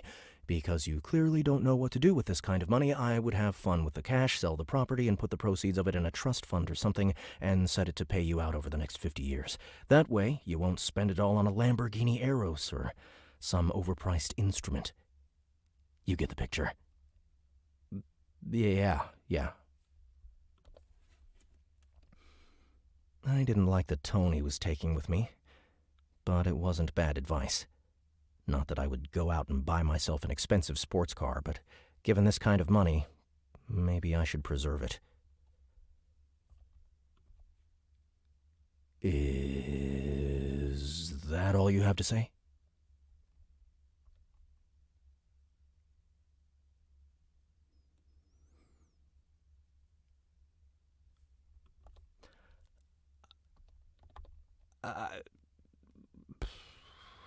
And I can't really think of anything else.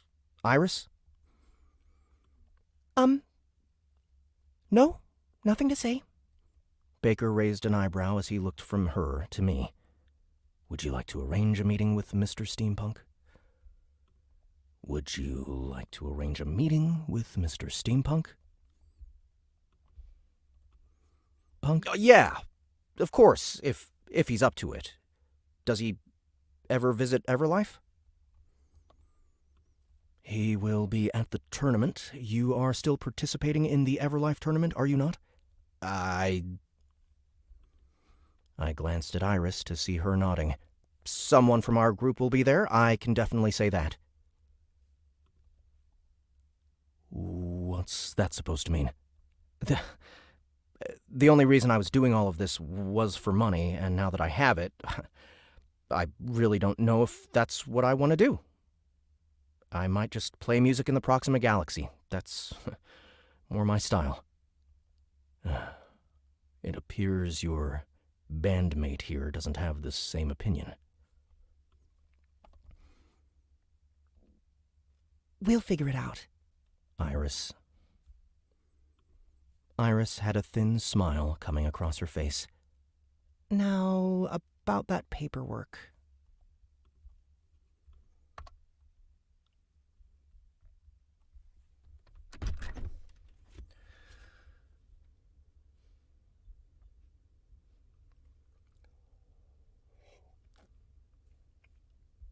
Oh man, it's already been an hour and 40 minutes, and I've only gotten through about 30 minutes of audio, so actually doing the sound effects notes while I'm narrating does take up some of my time, but, it's going to be worth it, because I'd rather do that than go through it again, right?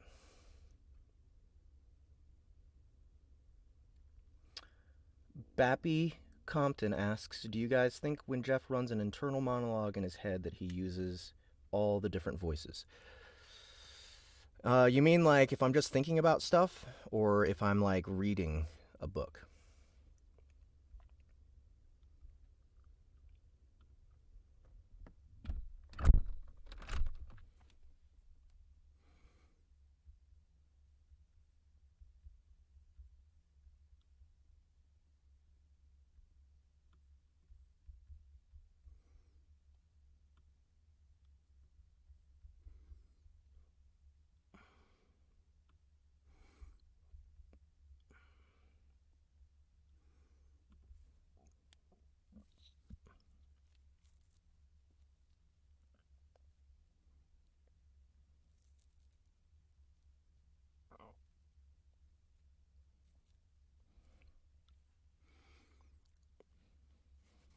All right, so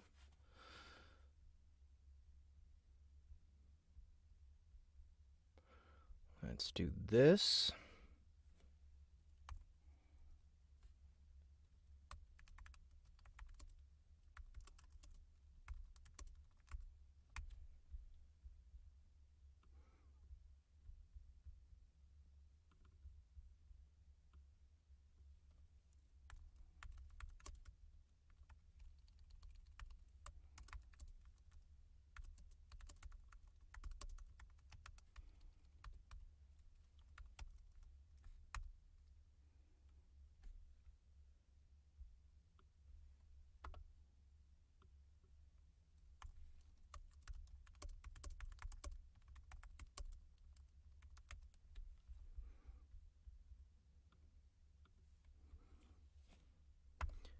Chase, just stop for a minute. Chase, just stop for a second. What's up?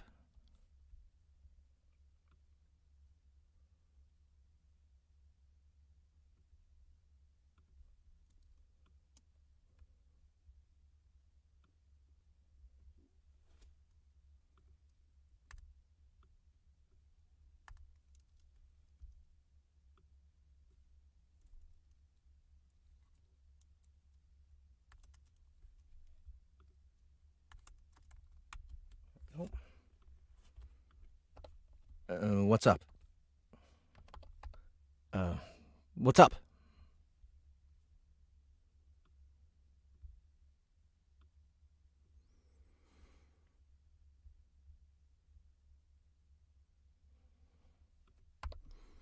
Look, I know how you feel. I know you feel you have a lot of money now, but I don't think you realize how much that property is actually worth. It's our money and our property. I wouldn't even be where I was if you hadn't given me the code. I paused for a moment, looking deeply into her eyes. I mean it.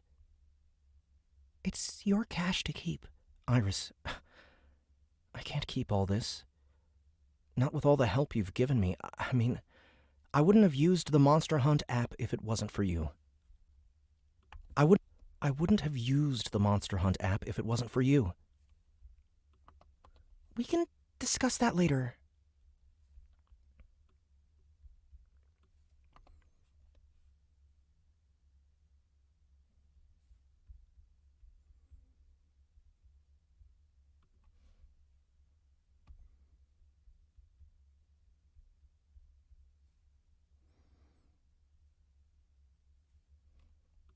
I wouldn't have...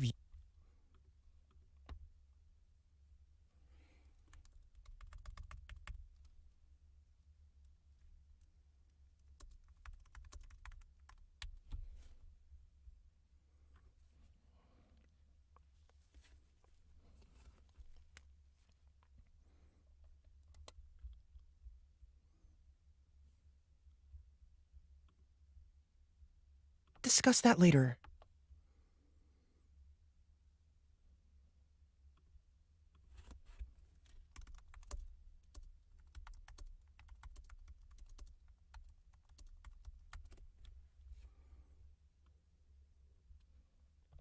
Whoa.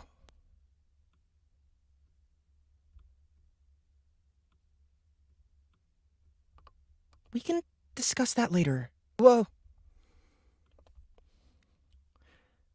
She dodged around a potted plant. But back to what I just said. Have you looked up how much the steeple is worth? No.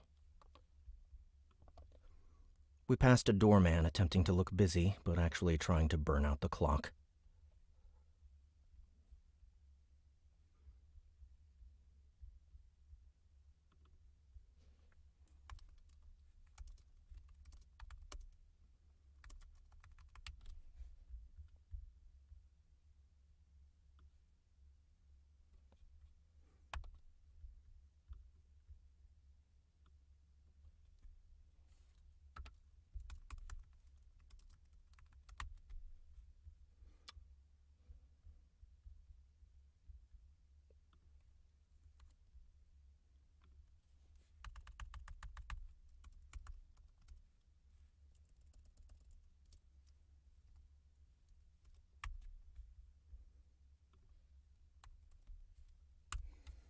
Should be Manhattan Street.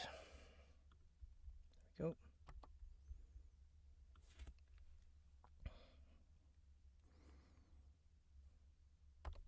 We're talking more money than either of us have ever even considered before. All right. I stopped near the building's exit, waiting for iNet to fire up on my pane of vision. As it did, I took a seat in the lobby, Iris plopping down next to me as I mentally keyed in the term Everlife on a Proxima Galaxy real estate site. Okay, that's not correct. We'll save that for later. Deactivate that. Deactivate that. I stopped near the building's exit, waiting for iNet to fire up on my pane of vision. As it did, I took a seat in the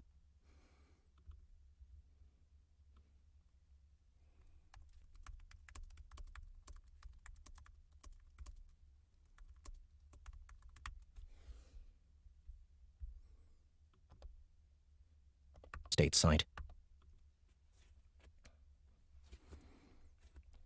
Once I was given a basic spread of the land and the 12 kingdoms, I quickly zoomed in on the center of Everlife, a red outline appearing around the steeple of Latour and Industria. I focused on this, and the price popped up. Do you see? Holy. Exactly. I'm going to have to sell that. I mean, we are, and I'm giving you half of that money.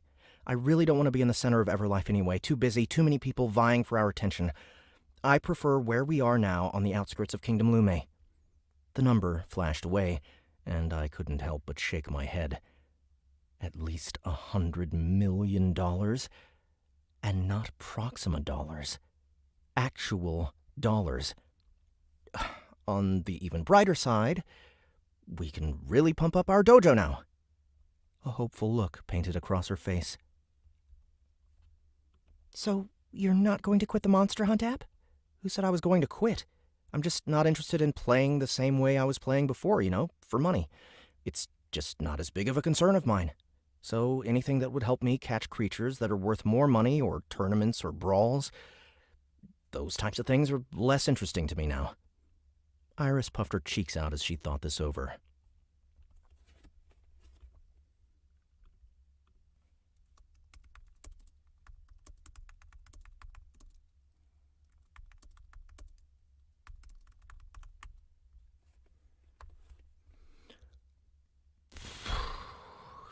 Yeah, I guess I can understand that. But don't leave me hanging at that tournament. I won't, okay? She glanced around, offering the doorman a quick smile. Look, since we are in Midtown, I wanted to check out Mood Fabrics. You're into sewing now? No, nothing like that. I'm just looking for buttons, really. This place is famous, and it's been here for like 200 years or something. Well, maybe not that long, but definitely for over a century. Should we walk then? Do you really want to take an Uber lift just to travel a few blocks? Good point. I guess this money really is burning a hole in my pocket, I told her. There we go. Now they exit the building.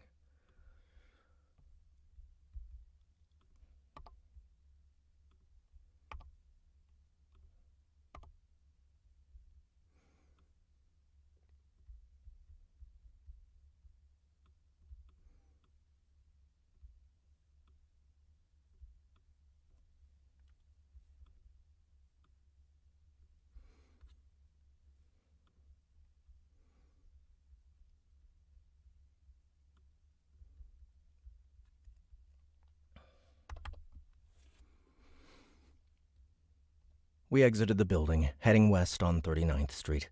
Eventually, we reached 7th Avenue, and even though I had been to Times Square countless times, I couldn't help but feel the urge to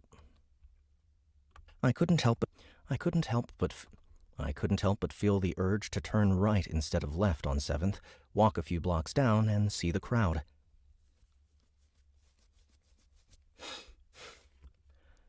It was always something to see. and sometimes I wondered how NYC accommodated so many tourists at once. But rather than head toward the lights and sounds, we turned onto a... But rather than head towards the lights and sounds, we turned onto 38th Street, a typical nondescript street in Midtown, one that looked like any of the others, lined with buildings with storefronts on the bottom levels. Many of the large cities around the world were known for their architecture, and New York was definitely among them. There were iNet apps that merely gave me information on buildings, who had designed it, when it was built, and other interesting facts about structure. I had tried this app out before, but it became too tedious at some point, considering almost every building in New York had a history. "Are you sure it's around here?" We continued toward 8th Avenue. I have been here before, but it's kind of hard to find. It doesn't really have a storefront like the others. You have to look for... Iris pointed to a location on the right-hand side of the street. There it is. "You'd think they would have a sign," I told her, as we entered the building and found another doorman, this one a brown-skinned human droid. He stood by the elevator in front of a placard that listed Mood Fabrics as being on the 3rd floor. Once we stepped up, he asked us where we were going and keyed it in on the elevator.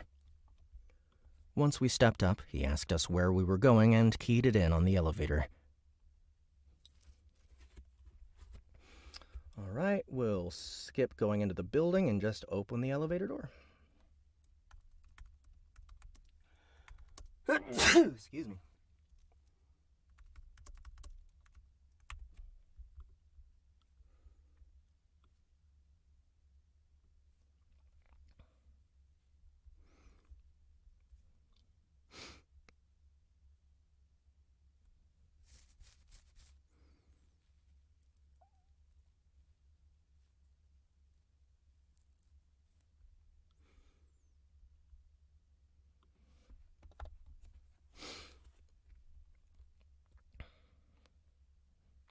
We reached the 3rd floor, and I nodded to 2 white leather chairs pressed up against the wall, telling Iris I would wait outside for her. As she entered Mood Fabrics, another elevator opened up, and more women stepped out, followed by a guy wearing a silver dress. The place was pretty lively for a hidden fabric store, people coming in and going out quite frequently. As I sat there, I took in the paint style of the room, black and white pinstripes, and stared for a long while at an old painting of a French bulldog on the wall. I wanted to cross-reference the information I had seen on the real estate site to make sure that the steeple was worth as much as the estimate. Over the course of the next several minutes, I checked a few of the other Proxima Realty sites and found out that it was indeed worth the amount listed, maybe even more. An incredible sum, really. Something I still couldn't quite get my head around. I was rich. This was it. What so many people had hoped for, what so many people had misinterpreted as the American dream, had actually happened to me, and I wasn't even trying for it to happen. I didn't even know why I solved the mystery of the steeple, aside from the fact that I found it interesting. I wanted to try something else. I was just playing the game. That's exactly what I was doing. Playing the game. And this made me smirk. Sometimes the game just hooked you, and there was nothing you could do but give in. And I guess there was nothing wrong with that.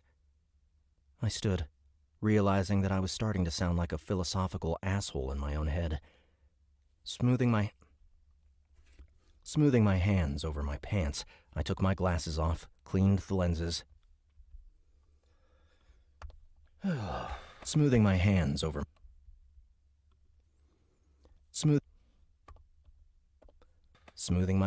my pants, I took my glasses off, cleaned the lenses, and turned to the fabric shop, figuring I would try to find Iris and see these buttons she was so interested in.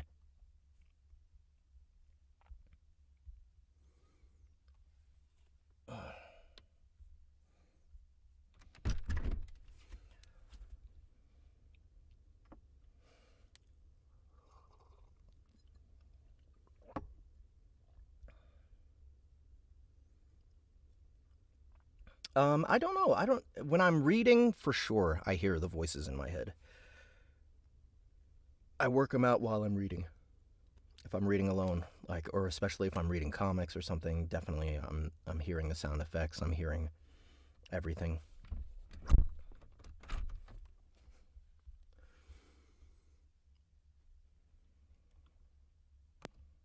Figuring I would try to find Iris and see these buttons she was so interested in.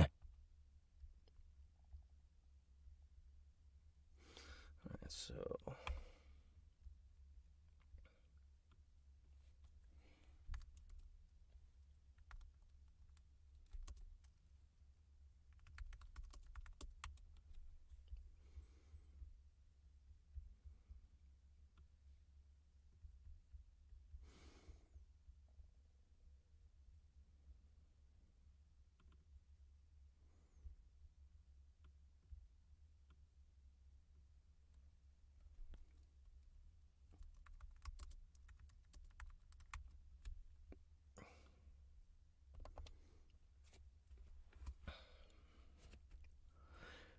It took me a while to locate her, considering the shop was so packed full of fabrics, buttons, patterns, sewing goods, and customers. The only other place I'd seen so densely packed was a Chinese supermarket in Chinatown, which practically required The only other place I'd seen so densely packed was a Chinese supermarket in Chinatown, which practically required a map to navigate. But I eventually found Iris ducking down, moving quietly through the aisles.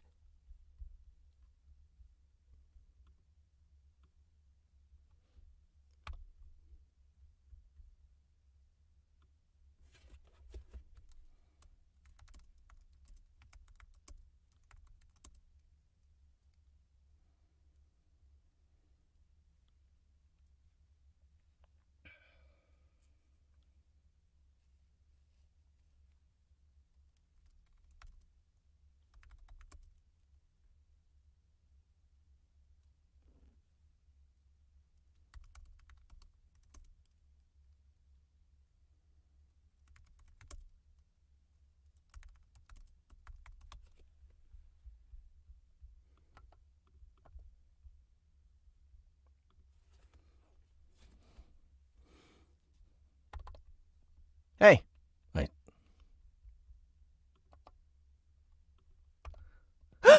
Chase! Hey!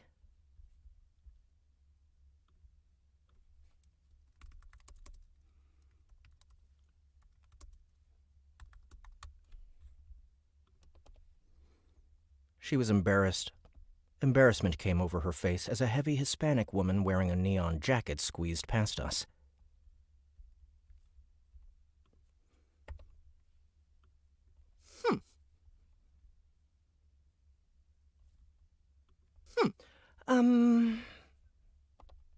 What's going on? I noticed that we were all in the silk aisle.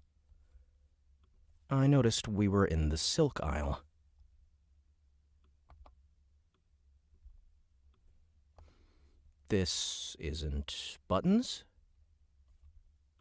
Yeah, I was, just looking around.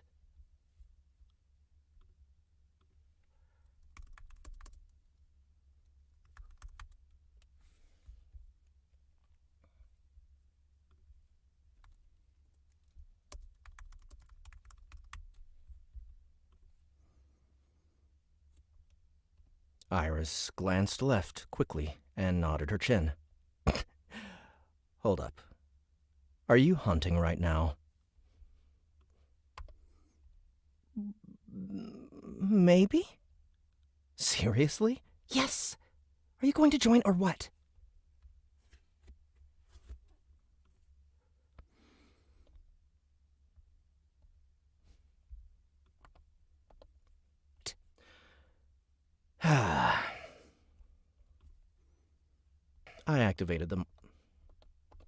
I activated the Monster Hunt app. Aya and Lady C taking shape almost immediately. Wow, we've gone past 2 hours. I'm having fun, though. I missed this book.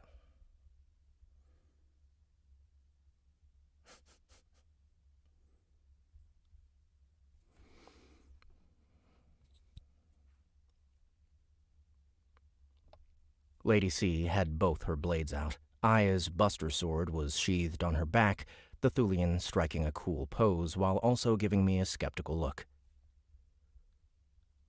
Aya and Lady C taking shape almost immediately. Lady C had both her blades out. Aya's buster sword was sheathed on her back. What? Less talk, more hunt, chase.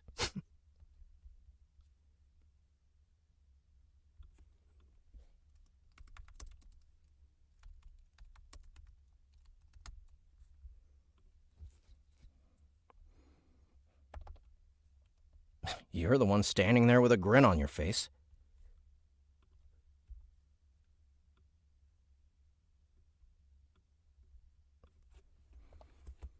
It is a pre-hunt grin. It is a pre-hunt grin.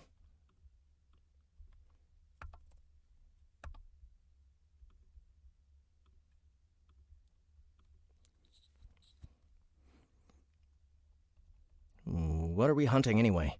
Iris. I moved closer to Iris, hiding a bit behind Aya.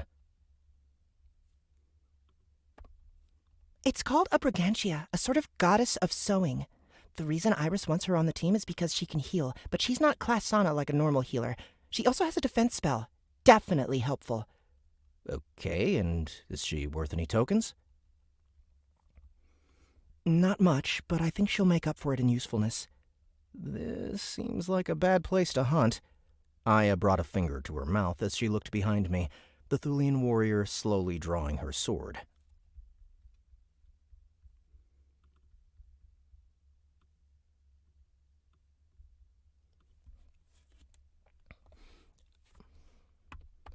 Are you going to stand there, or will I have to cut you down as well? I stepped aside, letting her pass, her buster sword at the ready. Lady C wasn't far behind Aya, both her sharp blades now at her sides as she glanced left and right. The Matikan warrior was in the same outfit that she'd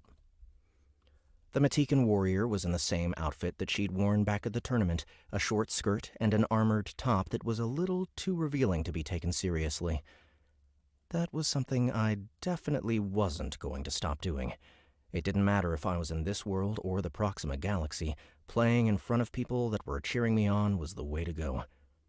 Aya tiptoed to the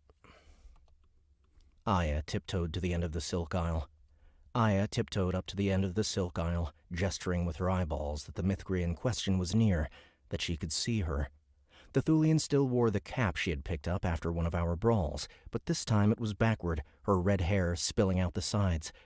Lady C moved past me again, pressing just a little too close and offering me a flirty smile as she went around the other way to try to cut off the Mithria. Even though I had seen them work together before, I still found something fascinating about their years of training and how they congealed together. Aya's tactics more brash and brunt, Lady C with her magic and quick swordplay. Because the Matikan warrior was in the other aisle, I couldn't quite see what spell she had conjured up, but when I noticed bits of snow swirling around, I knew that it was probably her bomb cyclone. Chai Dokavani!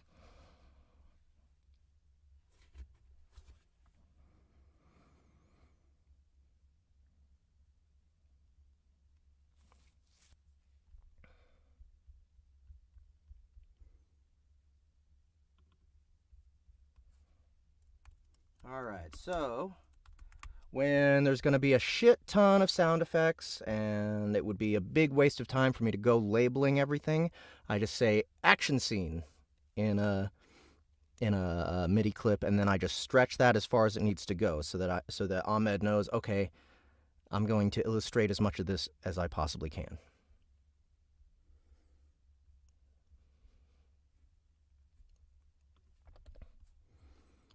Aya sprang into action, crying out as she tried to strike the Mithria with her big buster sword. I slipped past a Mood Fabrics attendant, probably looking like I was either crazy or needed to use the restroom. I saw Aya dip in and out of the swirling snow. The clink of swords and grunts from both huntresses The clink of swords and grunts from both huntresses were loud and clear as they engaged the Brigantia. The Brigantia's stats appeared on my pane of vision. Brigantia.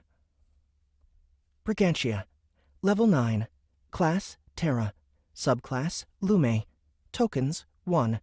Special powers, Needle Throat, Quiet Stitch, Armor Up. I didn't have much time to look at them before Iris shouldered past me, a web of light moving around her hand as she got into position to catch the creature.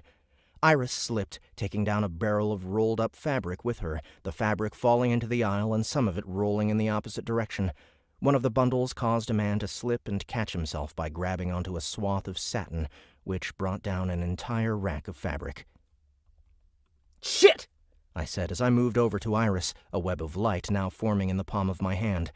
Lady C's wintry cyclone had started to clear, allowing me to see the action taking place. I knew that the Mythcria wouldn't be able to hold up for long against 2 trained huntresses, but she was doing pretty well so far. A broadsword in one hand, her other arm turned to stone, the Brigantia engaged Aya in the front and Lady C at the side, alternating between both of them. "I've got this!" Aya shouted to Lady C, the Thulian warrior lunging forward with her big blade and narrowly missing a swipe from the Mythcria. An annoyed look on her face, Lady C stepped aside, allowing for Aya to fully engage the woman without distraction. The Thulian feinted a swipe, causing the Mythcria to stumble forward some. Aya changed the way she held her buster sword and used its broadside to shove the Mythcria to the ground, quickly bringing the tip of her blade to the woman's chin. "Finish this chase!" Aya hissed, the Mythcria cowering before her. "Got it!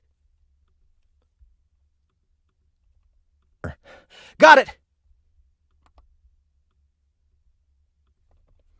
A web made of light burst forth from the palm of my hand and wrapped around the armor-clad woman, her form instantly disappearing.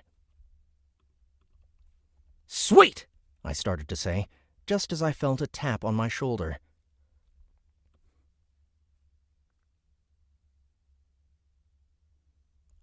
I turned to find the Mood Fabrics manager, a large black woman with a huge pair of breasts.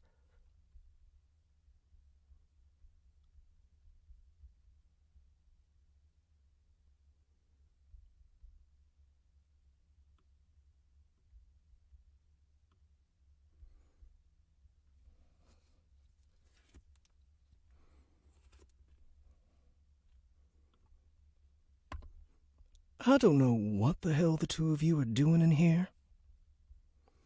I don't know what the hell the two of you are doing in here. I don't know what the hell you two are... I don't know what the hell the two of you are doing in here.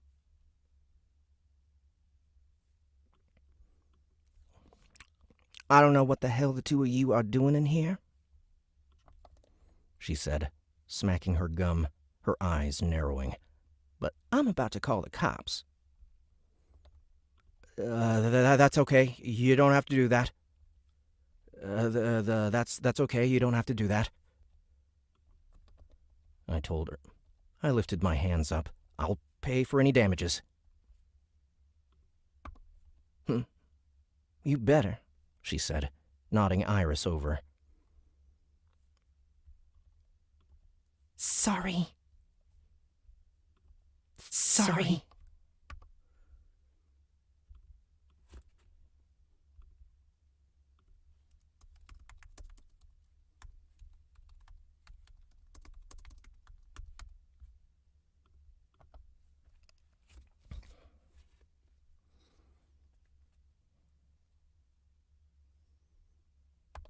This is all your fault.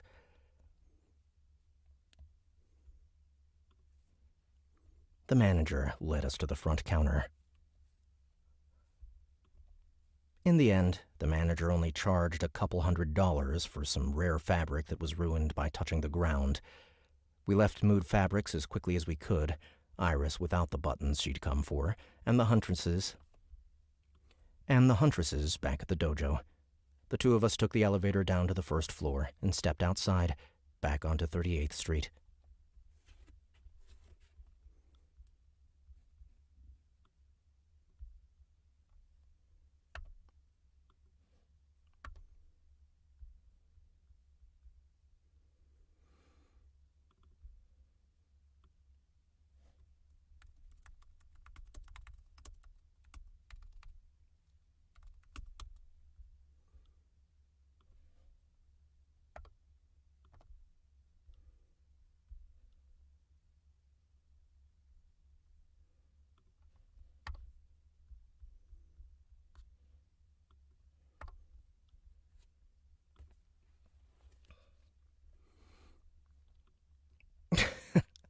Well, that was something.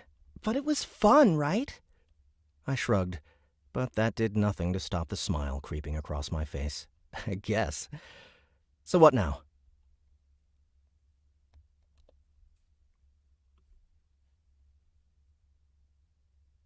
She bobbed her head for a moment, as if she was listening to music.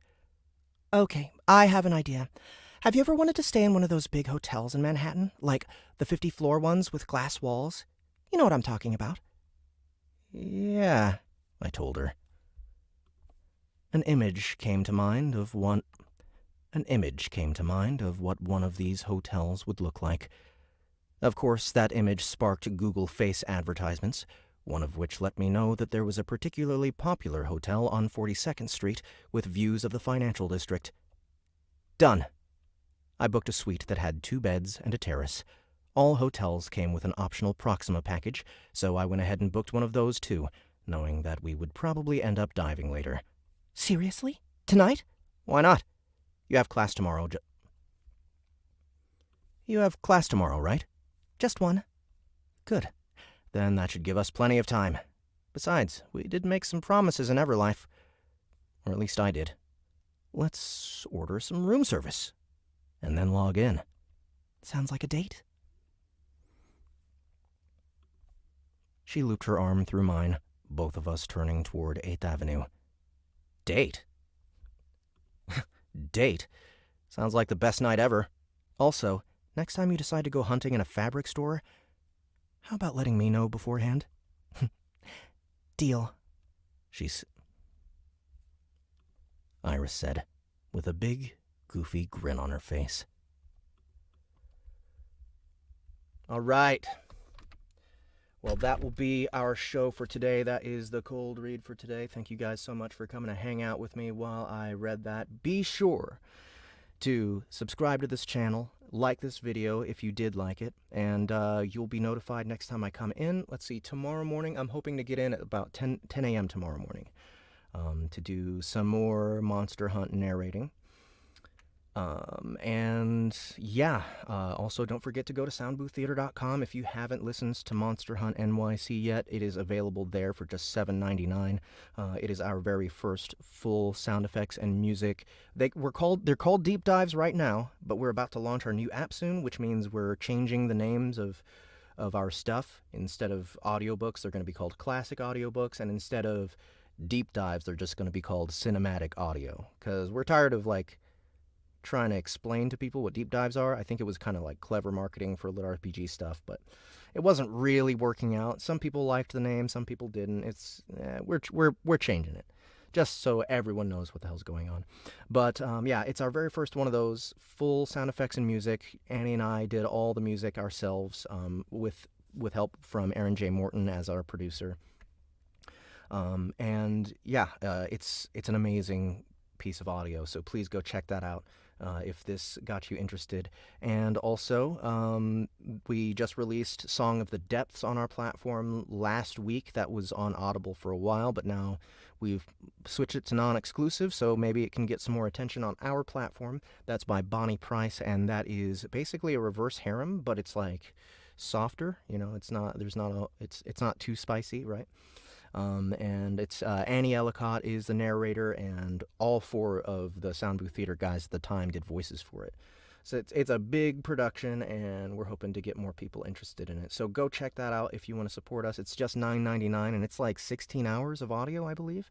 So it's a really good deal. And yeah, that's about it. Thank you guys so much one more time for coming. Go to soundbooththeater.com, pick up our app, sign up for our newsletter, do all the stuff. And hopefully I'll see you tomorrow.